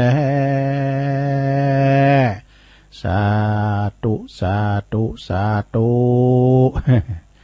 รับไปแล้วก็หลงเอ้ยมันโมนลามามั่มใจงาลุงตั้งนะโมมันก็ดึงไปวอยๆแล้วเฮ้ยโอ้โธ่พี่ว่ารับหมอไอ้หลงยามเมื่อตุลุงอันเป็นผู้จานกันนะจิเตนะไอ้แม่ย่ำรับตัวลูกนะโอ้วันนี้คนมาหลายได้ตู้ได้คนมาหลายได้นี้คุณทิมวัดทิมว่าก็บอกว่าอยู่ระยะห่างเนี่ยไปเอาโหจู่กันไปเราขวัญกันเนี่ยโอ้รุ่นวิหารได้ก็จบลงไปเนอศรัทธาญาโยมปฐมเทศนามรดกธรรมปืนเมืองเนอะโอ้อย่ามีทำลายอยู่แหละเตศของพระอาจารย์สมเพชรไปแล้วก็มาเตศของแม่กิมหลัง แม่กิมหลังนี่เป็นอยู่สลับปีก็มอบมาทำ10 ผูกเนาะบางทีมันก็ซ้ำกันนะเนาะอย่างอันนี้มันเคยเอามาสายสลับหงนี่มันสายอันนั้นมันหนังนี่หงลักหงพงหลีนี่มันเคยกำเตือนเนอะ ต่อไปวันพัดนาตุลุงจองไว้แล้วนะจองลงจองทำไว้ละอันนี้ก็ขัน5กึดพอตัวพอง อาจารย์สมเพชรเหมือนกันเนี่ยเป็นธรรมบรรยายเนี่ยนะโอกาสบัดในก่อนปฏิธรรมนะโอกาสบัดในในปึงได้รับไปบ่อยๆ ตุลุงก็พยายามนั้นอันนี้เขามาแทรกพองก็สับเตอก็การปั้นจะเอาทำมาหลิ่นนะซะได้เนาะก็เอาว่ามันเห็นไม่ลงเขาได้ใจดีเอกมีแต่พองลินพองนะตีแต่ก็มีตีลินก็มีในของบัดแต่ขี่บัดแต่มันขี่ลินมันเป็นบ่เลาะเบาะแบะมาดื่มแต่ขี่ลินนี่ขี่จิกุงขี่ปูสุนบุญขี่เขียวขี่เบียวขี่ไทย ขี่ไซก็ขี่มือขี่ตีปืนลือนี่ขี่ลักนี่มันดีนะลงเนอะขี่ลักนี่นะอันนี้เป็นกรรมของพี่นานซักซีก็ได้ ปีนั้นสักสีก็ฟังอยู่นะสารปีโฆษกประจำงานวัดพระบาทด้วยกับตุลุง ก็สดาญาติโยมก็ขอบคุณกันหลายเนอะที่เปิ้นมาฟังกันนะโอ้อันถึงวันนี้ก็แดดฮ้อนในลงเนอะตั้งทีมจะตกนะตั้งเมืองฝางนี่เป้จะตกคนนี้อากาศมันฮ้อนลงเริ่มเดี๋ยวนี้เปิ้นขึ้นแล้วพอเป็นที่อินโดฮะลงอากาศวิปริตฟ้าพิโรธปุตโตสายฟ้าฟาดจ้าง18เจอกันลงอินเดียบนนั้นจะเมืองเฮาละสายฟ้าฟาดจ้างถึง18เจอ18ตัวตายซะนะนอนกึ่งดึงกระนางปินดี้ดูน้อยไปไหวจ้างก็มีมาพร้อมขึ้นเลยนะจ้างนี่ก็เป็นจ้างใหญ่จ้างน้อยก็มีมันถ้าจุรวมกันเนาะคุณเอาก็เหมือนกันนะไปกลางตุงกลางหน้านาสราญาโยมปิดมือถือเนอะจะไปเปิดปิดไปเอาไปตัวอยู่ฮื้อก่อเนาะก็เวลามันฝุ่นตกฟ้าห้องเนี่ยมันปิ้นแรงดึงดูดจะฮื้อนะเพราะว่าเปิ้นมันไม่คืนนะขนาดควายเนาะสราเนาะควายมันจะหลิ่นมือถือขนาดอยู่กลางเล้งฟ้ายังมาฟาดมันเป็นกรรมเป็นเวรอย่างเลย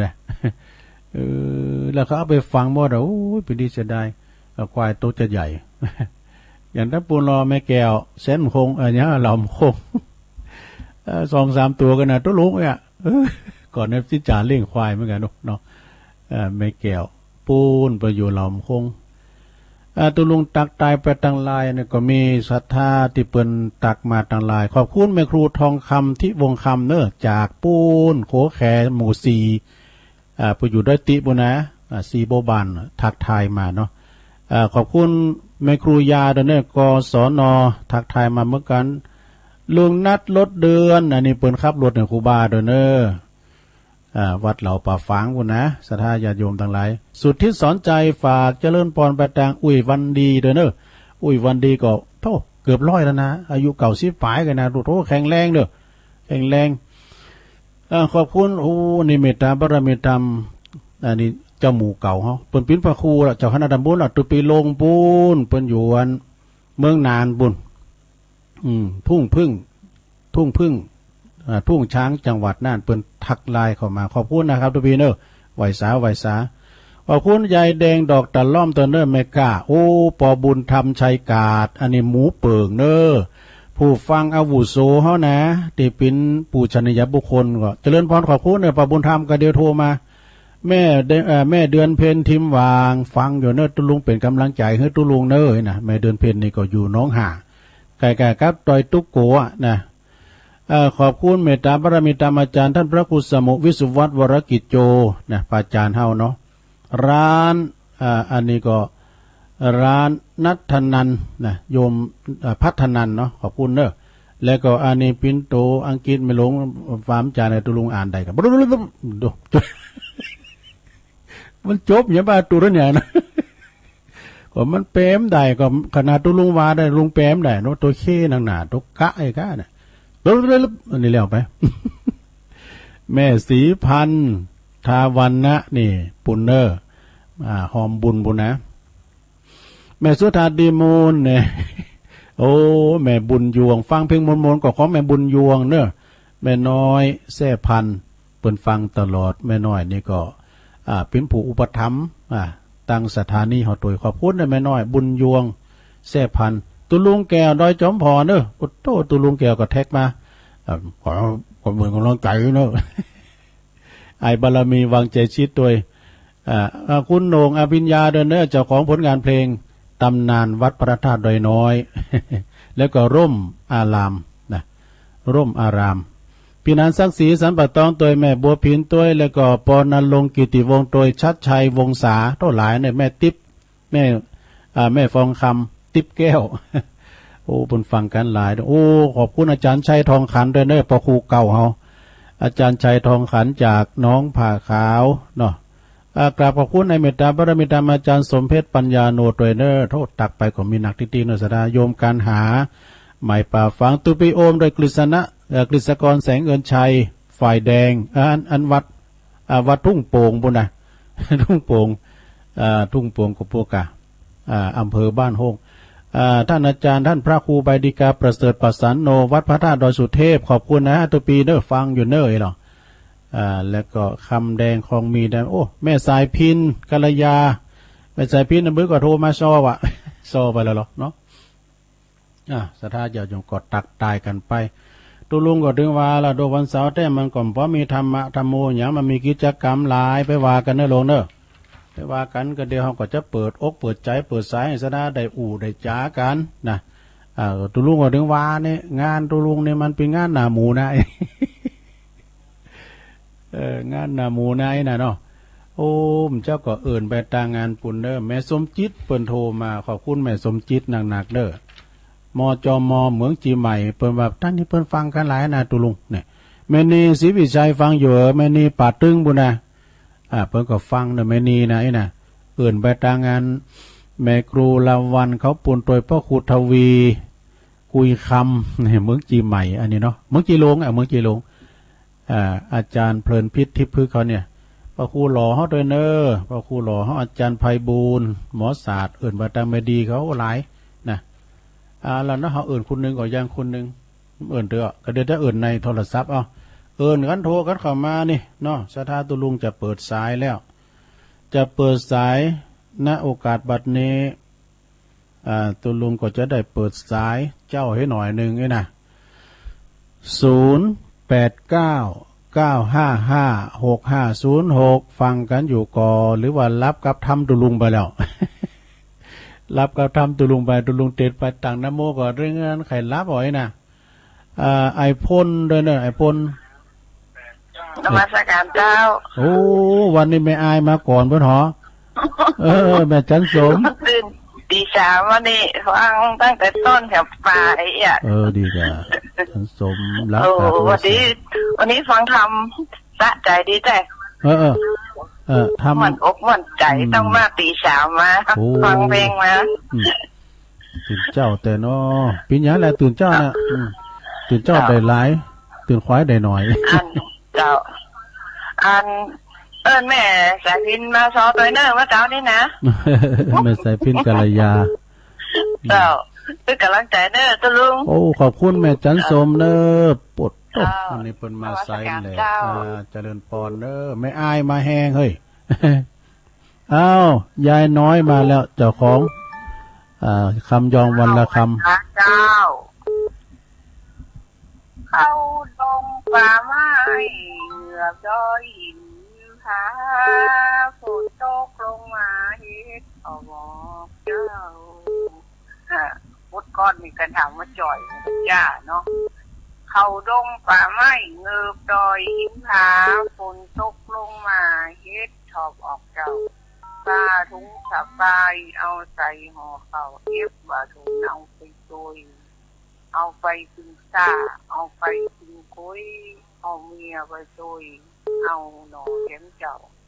ขาพระทับพานออกร้านตามเข้าเก็บใส่ถุงเจ้าปลามา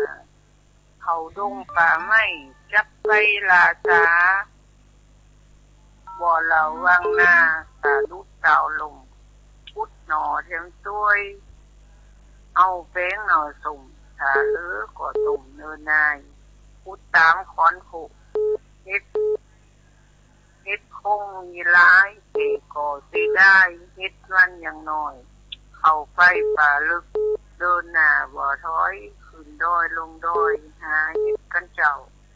ตอนออกโหปีเฮ็ดจังว่าเฒ่าไปตั้งแต่เจ้าจนเลงใส่เฮ็ดนักเลี้ยวจักเอามาแกงมือยามเลงใส่ใบว่าเมาเอาห่อหนึ่งแถมวันผูกหัวเจ้าเฮ็ดจังว่าเฒ่าลำดีเอาตุ่มใส่เกลือ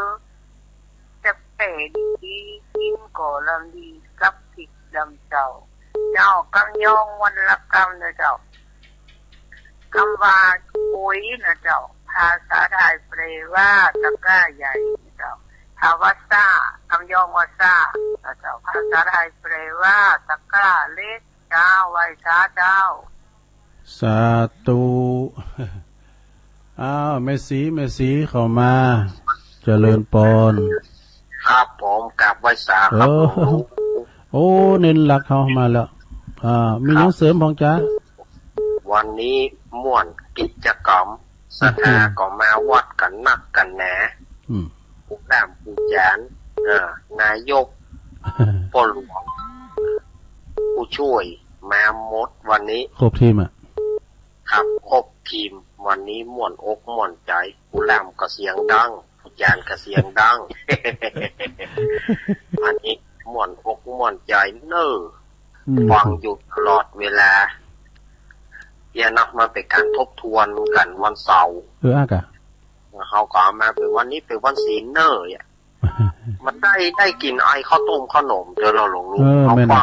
งไปมันได้กินไอข้าวต้มขนมได้กินไอแกงผ่องข้อหนึ่งผ่องอย่างมันได้กินไอกันหรอ โอ้มันม่วนแน่มาให้บดีมันบ่มีได้มาทำทางออนไลน์นี่มันหาได้ครับมันแบบว่าจินตนาการเนาะจินตนาการแล้วก็อันวัดมโนภาพครับขอบขอสนับสนุนหลวงลุงประจำเนอครับเนอขอบคุณเนอครับครับผมเอาประจำเนอครับเนอโอ้สาธุก็อันนี้ก็สมณเณรเอาหลักปัญโยนานเนอก็ของปืนก็จัดเน็ตแล้วเอาพ่นหันอ้ายไปทำพูดเจ๊มาไปก็อันนี้ก็ฟังเอาจินตนาการประกอบโมนนะเจริญปอนไหว้สาจากคุณลุงโอ้แม่ไข่แก้วะเจ้าโอ้วันนี้นะครับที่นั่นมาหักปอนตัวเองหักปอนครูบาหน่อยด้วยเนาะเจ้าหักปอนกันหน่อยตัวเองเจ้าเรื่องน้ำใจเนอะฟังอยู่เนอะจะฟังนะแต่ฟังคนโทรเหมือนกันขอเตือนไปทางไอ้ซ้ำทางไปหน่อยแล้วเนอะไปทางบุกตุ้ยตัวเองอ่ะก็ว่าปีคาวีก็โทรมาแล้วว่าปีคาวีแต่บุกตุ้ยฟังอยู่นั่นเนาะจะโทรฟังกันหลายโอ้ขอบคุณมันไม่ไข่แก่เนอะเจ้าอันนี้โบกก็หาตำบลนครเจดีอดีตประธานแม่บ้านใส่บาตรถึงวันเจริญปอนครับไว้สาครับคุณลุงมาแล้วก็น้อยบุญปันครับผมนานาสาระปกิณกะใกล้แจ้งโอ้หลากหลายครับดีอากาเป็นกำลังใจตุลุงเนอะฟังทุกหลุดทุกองฟังตั้งแต่เช้าตีสามตีสี่มาละดีกะครับผมกลับไปสาครับผมขอบคุณปอหน่อยหลายๆเนอะสาธุเปิดประตังแม่จงดีตัวเนอะแม่จงดีเขาปมอินทรเขาเจริญปอนไว้วิสาเจ้าตุลุงเจ้าโอ้แม่จันติบเจ้าอะไรนะเจ้าดีกะแม่จันติบฟังเจ้าเนาะทำตุลุงนี่นะพวกหัวใจตื่นดีงามขึ้นมาจักนักเจ้าจะดีเลยจันติบนะกะเกตกาลามฝนกระทบกระเจ้ามีฝนจ้ะแม่มีกันนี่กันฮ้อนคืออยากจะฮ้อนแต่เฮาไปนอนปืนโฮงหลงบ่อเนี่ยแฟนหน่อยมันมีเพดานลายแจ้นเปิดพัดลมเบาๆหน่อยยิ้มต้องก็ยินดีก็แม่จันติบหลายๆเนอะฝากไว้สาเมตตาบารมีธรรมหลวงพ่อตวยเจ้าวาดวัดเกตกาลามไว้สาตัวเนอะเจริญปอนไว้สาเจ้าตุลุงแม่พี่นะเจ้าแม่พิมพ์ป่าเดชมาแล้วฟังไปเจ้าแล้วเนอะขอบคุณแม่พิมพ์หลายๆเนอะแม่พิมพ์แม่โนนเขาป่าเดชเพิ่นก็ฟังกันถึงวัน0899555656เจริญปอน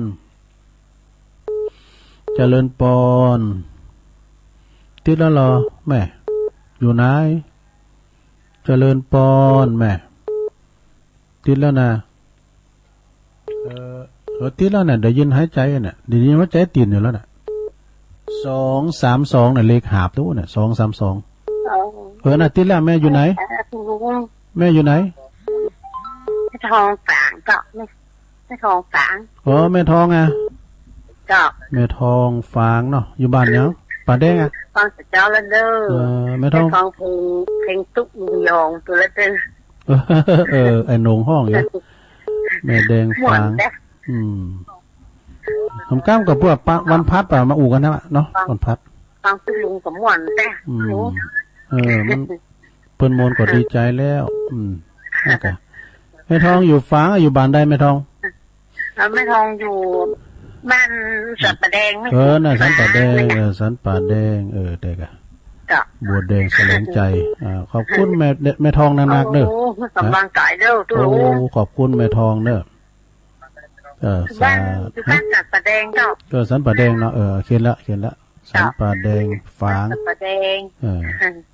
แล้วก็ถึงว่านะบัวแดงแสลงใจอ่ะขอบคุณแม่ทองเด้อเจริญปอนก็จะเจ้าลุงแม่เพียนก้าเจ้าโอ้แม่เพียนว่าไปเจ้าแสงไฟสว่างจ้าแสงธรรมะสว่างกายสว่างกายได้แสงไฟสว่างเจ้าได้แสงธรรมเจ้าชัดเจนให้สว่างเจ้าทุลุงเด้อแม่เพียนตาจ่างขอบคุณเด้อคนสู้ชีวิตเด้อนี่นะสะพานบุญอันนี้แม่เพียนนี่เปิดก็ฟังตลอดเป็นสะพานบุญโดยขอบคุณเด้อ0899556506เจริญปอนเจ้ากับพระสาเนอะตุลุงไม่สุเกียวศิลปรสิเตี้ยมันห้องละปุ่นเนอะลูกฟังตุลุงก็มาดัดเจ้าเลยนะเจ้าเด้อไหว้พระวันนี้คนหลายแท้คุณนักนะจะมีสาระประโยชน์เด้อฟังแล้วเขามาได้เครียดสั่งนะมันอันน่ะมันมาเป็นแล้วก็ได้ยินเสียงน้ำเสียงธรรมเสียงเนี่ยม่วนเจ้าขอบคุณแม่สุแก้วและลายเด้อฟังเจ้านึกแม่สายทีนมาชอตัวเด้อเปิดฟังฮะกะเจ้าแล้วตังฝางญาติธรรมเฮาอ่ะฝนเพิ่นดีเพิ่นโทรติดเลยเนาะทางแม่จันชมค่ะป้าน้อยบุญปานค่ะแน่บ้านประจุมเย็นฝนตกบ้านเฮานี่มันมีฝนละเจ้ามันได้คิวเด้อขอบคุณแม่คันแม่สุกแก้วเด้อเจ้าขอเพิ่นแบ่งฝนนะพ่องเด้อทุลุงเจ้ากราบไหว้สาธุเด้อเจ้าเด้อเปิดประตังศูนย์นกยุง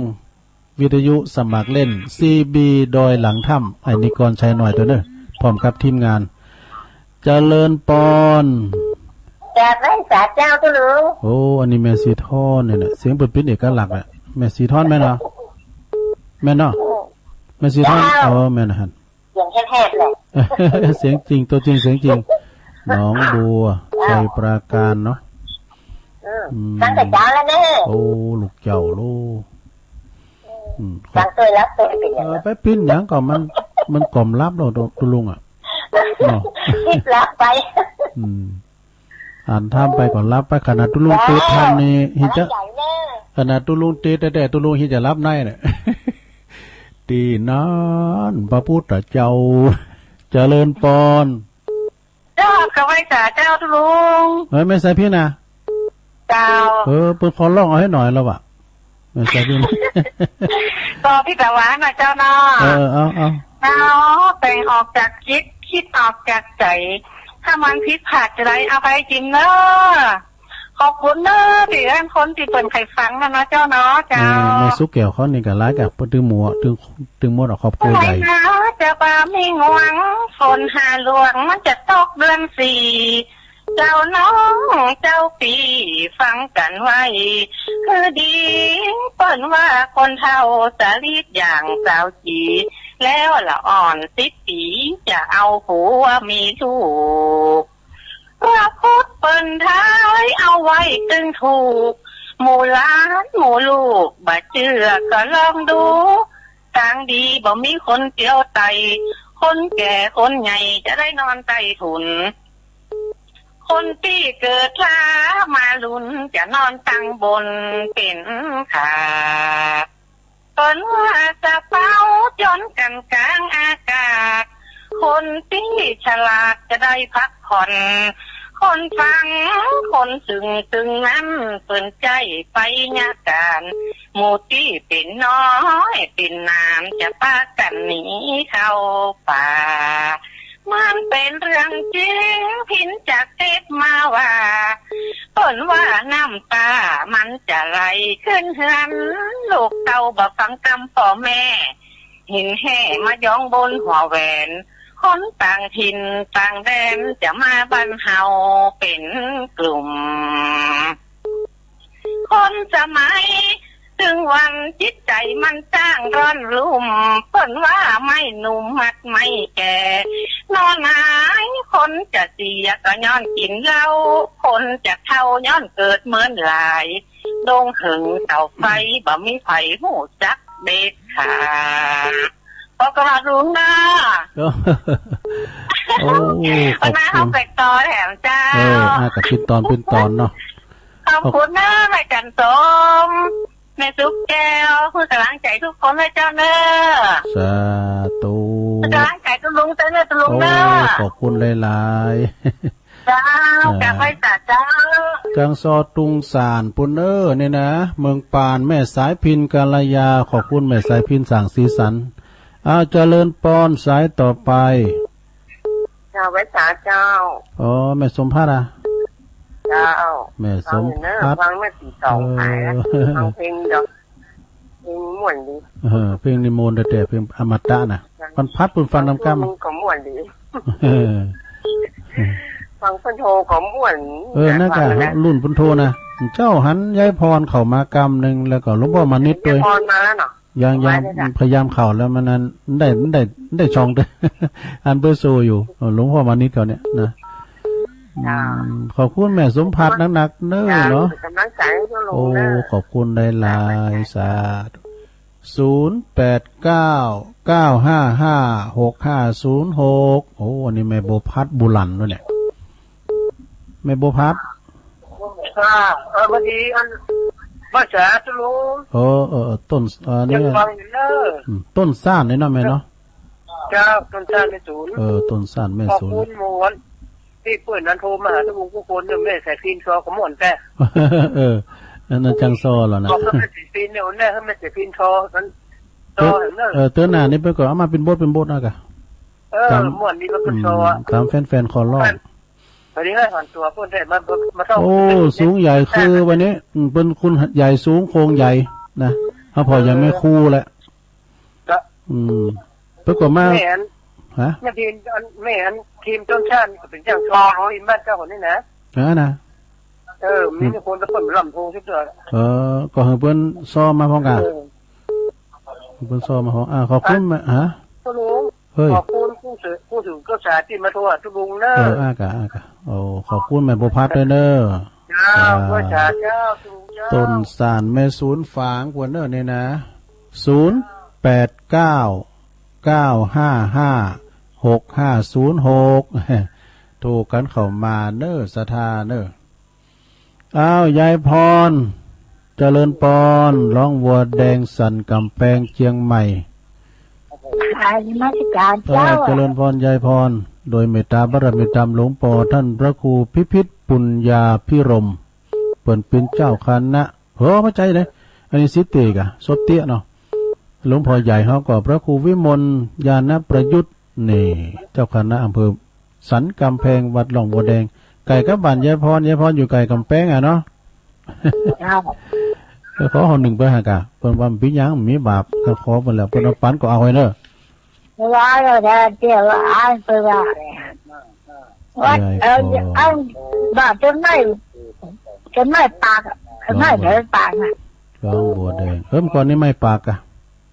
จะไม่เปิ่นหรือปากอ่ะก็ไม่ก่อนนี้เปิ่นปากสมัยพระพุทธเจ้าอันรูปใดหัวนะข้าวสารเนี่ยบ่โดไปพอเปลือกเมื่อเราในที่วัดพระธาตุจันทร์จำต้องเนี่ยเปลือกข้าวสารเม็ดใหญ่ยังมีอยู่นะข้าวเปลือกกาบว่านาโทใหญ่มองฟักแถมก่อน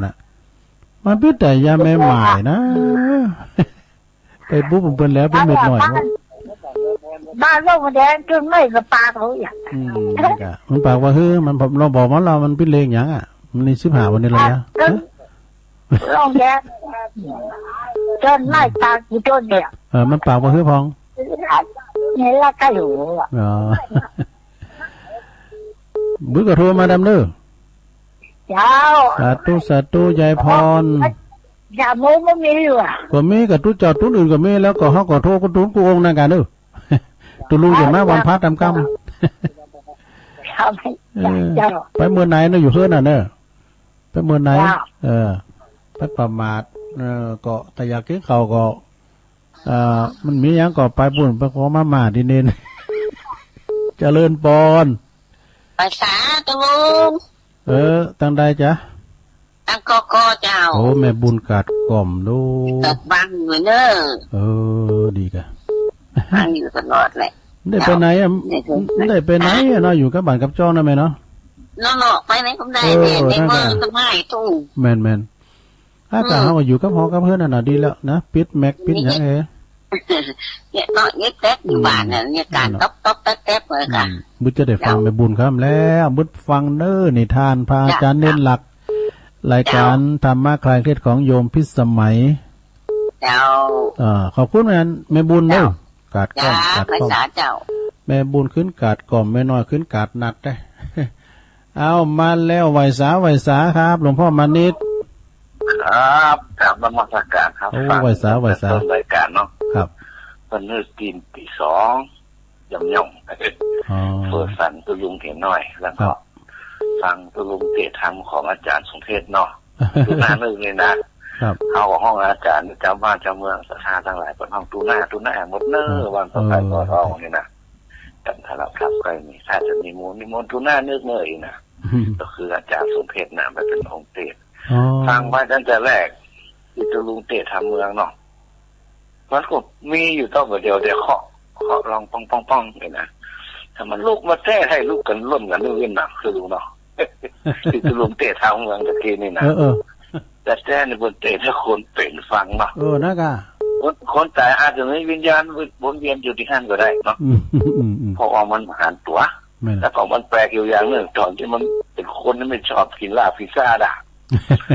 สักครั้งข้าวที่กินที่ดำกับข้าวนี่นะมันจึงมี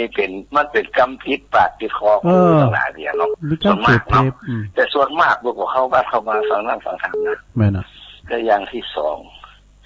ไอ้อย่างมันจะเกิดอาเพศอาภัยอะไรกันแล้วแต่ถ้าหลุดตรงจุดมันนี่นะฟ้ามันอยู่บนฟ้าจ้างมันอยู่แผ่นดินเป็นต้นไม้ไปเนาะงูว่าก็อยู่เพื่อนอ่างตัวหัวตายเป็นชีป่านะฟ้าแล้วผมแปลกอยู่ใจอย่างหนึ่งเป็นน้องเจ้าเป็นห้องเจ้าพาชนเผ่ากันกระเรียงคอยาวเนี่ยก็ใส่ต้องเหลืองเต็มคอยืดไปชอกฝ่ายประมาณเพื่อนอะแปลกไม่ได้ก็เป็นซื่อเหมือนกันนะต้องเหลืองนี่นะนี่มาคิดจะมีอย่างกะที่มาปกป้องบนฟ้าผ่าบนนอกแต่คนรุ่นใหม่นี่เป็นบอกคุมถุงชนนะผมดูสารคดีอันความลับแห่งเอเชียเนี่ยนะประเดี๋ยวนี้กระเรียงคอยาวรุ่นใหม่นี่ใครจะใส่ปอกก็ได้ก็ใส่ก็ได้ไม่มีใหม่รุ่นใหม่เนาะก็เหมือนการพัฒนาไปในแนวหนึ่งแต่หากอย่างหนึ่งเป็นอนุรักษ์รักษาไว้อย่างอาจารย์สมเพชก็ดีหลวงพ่อบุญปันก็ดีแต่หลายท่านก็ดีที่เป็นศรัทธาสูงทางของลุงเกศไปเถอะหมดฟังหมดหลายฟังดีไปอนุรักษ์รักษาตัวลุงเนาะ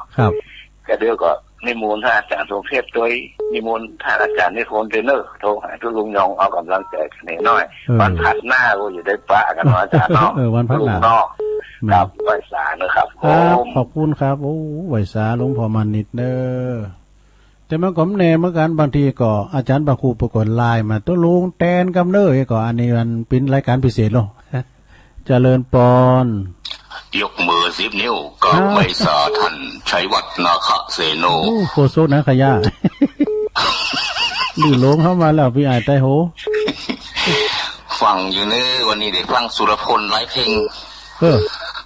แต่ว่านี่ฟังกันเด็กไปฟังงุมซ้ำๆอยู่ส้มซานทรมานนะงุมซ้ำๆก็เปิดเป็นนั่นพันใจพี่อายวันเสาร์นี่ขาดบัดใดเฮ้ยมันคุณเป็นมาใส่บาใส่ยังหนักเนาะแต่โอ้เจ้าใหญ่นายโตมาเดี๋ยวใส่เกือบใส่ซอกหรือมาใส่เกือบใส่ซอกกันหรือมาไม่มีบะคนเขาไม่ยิ่งก็ทอดเกือบทอดย้ำมาปัดกันเด้อนี่มันสั่งซื้อสันเนาะใส่แมสได้เนยมันมูลไปยังกันทุกปีเนาะดีกันเลยทุกปีย้อนยุกย้อนที่ขี่เก่าขี่หลังที่เป็นมันเดียวสมันมันนี่มีน้ำมันไม่มีเนาะแต่กะมียาก็มีแม่ไม่มูลแดงมูดีนะยังอย่างเงี้ยมันมึนอยู่กันเนี่ยมันปลูกของเบื่อนั่นมันหายดิแล้วก็มันเนี่ยก็เขาก็ก้อยปิ้นก้อยไปมันก็เกิดขึ้นต่างอยู่ได้ไปไอ้มันก็ตรงนี้ไปสักวันอ่ะเนาะมันสอบห่อนะ เฮ็ดหอบได้กินเลยพอน้ำปุ้นอ่ะก็มีอยู่พองนี้เฮาก็มันหน่อยๆอย่างหลวงพ่อวาเนี่ยก็เขาได้หน่อยมากเขาไปแกงแสนอันหน่อไม่ดองอ่ะหน่อสุ่มอ่ะแกงเราสุ่มไหมเนาะ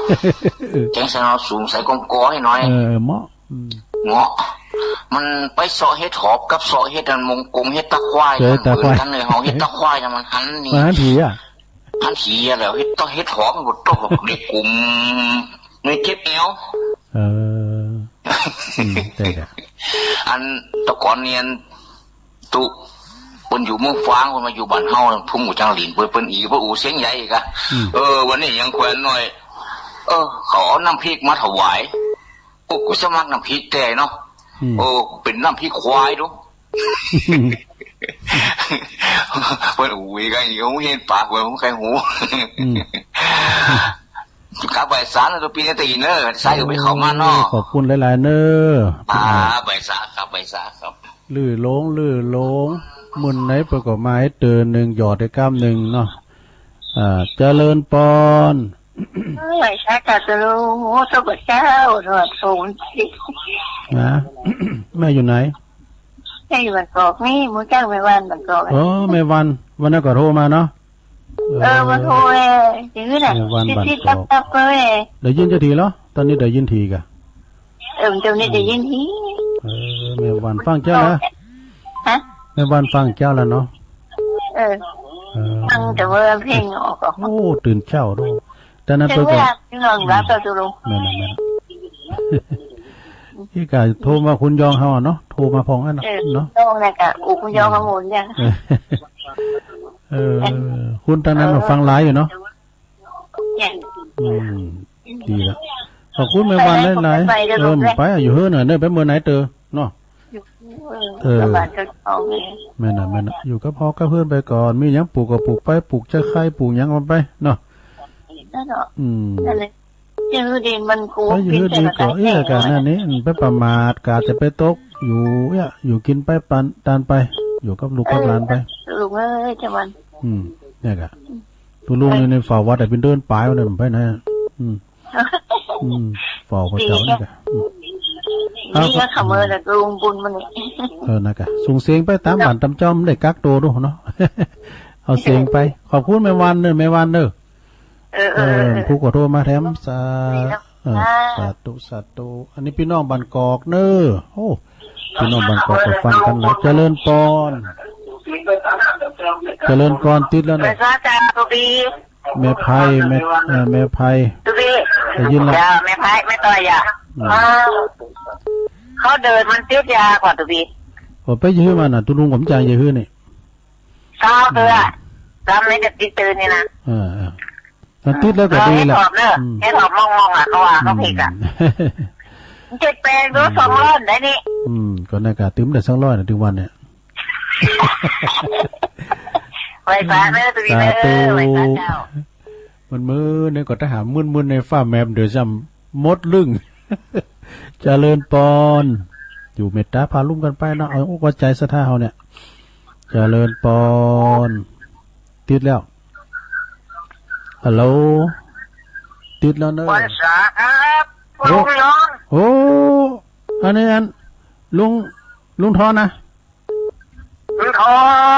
อนดอยซิวนะคะลุงทอนดอยซิวหายไป10,000นี่ฟังบ่อยเพิ่นโทรมานะนั่นก็ฟังลุงทอนหายไป10,000เนอะฟังกันอยู่กับจ้าฟังอยู่เนาะ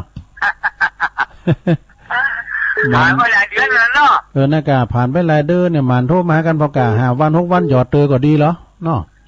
เป็นหลักแล้วกะตัวเขาเป็นตัวแทนพี่น้องสันกำแพงลงเนื้อลงไต่ตั้งร่องของเขาบุญเนี่ยเพื่อก็ฟังกันเนาะครับโอ้วันนี้ก็มีอย่างถามเนี่ยท่านเนอะพี่ว่าได้มาตักตายก็ดีใจแล้วทำเตือนนึงน่ะก็อันก็ว่ากันเนาะเตือนหน้าว่ากันว่ากันเนาะขอจุลุงอยู่ดีมีสุขมีโชคมีใจเนอะโอ้ขอบคุณเนอะปทอนเนอะอยู่ดีมีสุขมีโชคมีใจขอล่าอย่าได้มาไกลขอใครอย่าได้มาไกลสาธุไปสาครับเจริญพรจะเข้ามาเนาะสายตั้นนี่ละมาป อบุญตันก็ปอบุญมีก็นี่ทางเมืองฝางนี่อันปอบุญแต่ทางอันปอก็มาแล้วปอบุญธรรมก็มาแล้วดูปอน้อยบุญปันนี่มาแล้วทางเมืองฝางเจริญปอนให้มันสายอ่ะเนาะไหว้สาเจ้าโอ้ยายอ้วนมาปิดใต้กันเนี่ยปิดใต้โอ้กิติลังกาเจ้าเจ้าแล้วเนาะเจ้าดีกะฟังเราฟังแต่ว่าลุงทองนะเพลงนะเพลงเนาะ2:00 นเปิดแล้วลุงก่อนลูกเจ้านาทีหนึ่งถึงลูกมาแล้วพวกในลูกหลานหน่อย3 โมงฟังอาจารย์พระครูเขาเนาะมันได้ไปทางไหนเนาะไม่ได้ไปไหนครับอยู่วัดเด็กอะกะกินแมงบุ่งไปหวานนะกินพักกินไม้ไปเนาะกินหนึ่งจะก็กินไปกินกูคาบลาบกูมือก็จะตั้งมิสื่อยังไงขอบคุณยายอ้วนหนักๆเด้อยายอ้วนอันนี้แหละโซ่ก็ไม่น่าแก่แล้วมันเนี่ยมันถึงการลาเปิ้นพี่ยังเนาะถึงการลาเปิ้นสาธุเด้อยายอ้วนกิติลังกาโอ้บุญมาหยุ่นอันนึงอ่ะ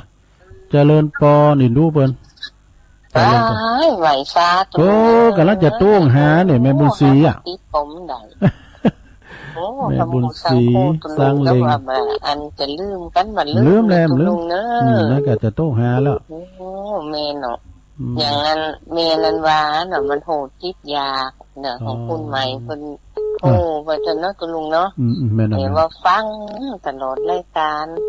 เฮ้ยอีดูตุพระหน่อยเลยสร้างทุกอย่างได้ตุลุงได้งานเดินเก่างานนั้นเก่าดักมีคนอันคนลงเขาเป็นพอจองงานนั้นเนี่ยตั้งโซ่แล้วไปคืนบนนี้ตุลุงเอ้ยนั่นเนาะโอ้ถ้าแต่ไม่ได้ปะกันให้หมดตุลุงพี่ยังเอาภายในไปก่อนเนาะพี่ยังปีแล้วปีเราได้ลุงเด้ปีได้เราจะเอาดีก็มันยังมาพิษอย่างนี้นะตุลุงนั่นเนาะพี่ยังมันก็เกิดขึ้นได้ดับได้หายไปได้เนาะนั่นเนาะแม่ก็ว่ารักษาต้นสังขารเข้าไว้ดีๆจ้ากำลังใจเนาะตุลุงเนาะฟังตลอดรายการน่ะโอ้คิดยากกันตุลุงเนาะเป็นครับเป็นลายตุลุงไงเป็นธรรมะก่อนนักโอ้หมดอกหมดใจน่ะจ้ะโอ้นั่นถึงเขาไม่ได้แม่หนูถึงเขาไม่ได้มือไหนเขาก็มูลใจยินดีแม่บุญศรีหนักๆเด้อมาปิดท้ายนั่งใจเด้อไหวซาเจ้าสายที่เปิ้นมาก็ขอโทษขอสุมาเด้อจบเวลาก็เดี๋ยวจะได้ฟังพระครูจันทรกิจจารักษ์นะเสียงธรรมจากวัดจันทร์วันนี้วันเสาร์เนาะขอโทษสายก่อนสายแลก่อนแม่จันสมหลังกาดแม่สาวโอ้วันนี้เปิ้นมาเจ้าสายที่2ก็ยายน้อยกาดนัดบ้านดอนโลงสายที่3ก็สามเณรเอารักปัญโยนานเด้อเปิ้นก็มากำลังใจตัวสายที่4ก็แม่ไข่แก้ววงคำจากบ้านโบกหาตำบลนครเจดีเนอะสายที่5ก็พี่น้องไก่เนอะปอน้อยบุญปั่นมาโนคอนเสาหินฝางขอบคุณปอน้อยตัวสายที่6ก็แม่จันทิพย์เกตการามสายที่7ก็แม่พิมพ์ป่าแดดเนอะในเมืองสายที่8ก็แม่ทองเนอะสันป่าแดงฝางสายที่9ก็แม่เพนขาวเตี้ยนะจากตะจ่างเวงน้องหล่องสายที่10กับแม่สุแก้วศรีลาพรจากอำเภอบ้านโฮ่งสายที่11กับแม่ศรีทรหนองบัวชัยปราการนะสายที่12กับแม่สายพินกัลยาบ้านตุ้งซ่านเมืองปานเปิดมาซอฟังโมนสายที่13กับแม่สมผัดแม่ย่อยสันทรายฟังเรื่องมาเพลงมาแล้วนี่ดอกสายที่14กับแม่บัวพัดต้นซ่านนี่ก็อยู่แม่ศูนย์บุญอันต้นสานแม่ศูนย์ฝางนะสายที่15ก็ยายพรล่องวัวแดงสันกำแพงเชียงใหม่นะยายพรสายที่16ก็แม่บุญกาดก้อมนี่สายที่17ก็หลวงพ่อมานิถาวโรสำนักสงฆ์หอมบุญเพื่อก็มาสรุปธรรมให้ฟังแถม สายที่18ลือหลวงพี่ไอ้ใต้หัวฮ้อนจากบันทีเนอนะสายที่19ก็แม่วันบันกอก็ฟังตลอดสายที่20ก็แม่ต้อยเนอะแม่ต้อยหรือว่าแม่ไพได้กินให้ถอบแล้วนะไม่ได้กินสายที่21ก็ ลุงทอนโอ้ลุงทอนดอยสิวขอบคุณนะลุงทอนเด้อฟังกันอยู่สายที่22ก็ยายอวนกิติลังกาเด้อสายที่23สุดท้ายแม่บุญศรีสางเลงขอบคุณแม่บุญศรีตัวเด้อตัวแทนพี่น้องปุ้นตุนพึ่งน้องหล่องเนาะตัวลุงก็ขอขอบคุณเด้อครับพี่น้องศรัทธาที่เปิ้นนั้นเนี่ยก็ศรัทธาที่เปิ้นนั้นฟังกันนะแล้วก็พัดหน้าก็มาปะกันทำเนาะขอบคุณทางสถานีกุสถานีโดยที่เปิ้นฟังที่เปิ้นเปิดลิงก์สัญญาณไปเนาะวันนี้ก็อูพิษอูตุกอูโวยอูจ้าก็ขอสุมาครับปอหน่อยปอนานปอยานลามวัดบัณฑิตนักปราชญ์ทั้งหลายด้วยเนอโอกาสหน้าปะกันหมายโชคดีไม่ใจเหมือนกันจุโคนจุตันจัตตาโลธรรมาวัฏันติอายุวันโนสุขังปะลัง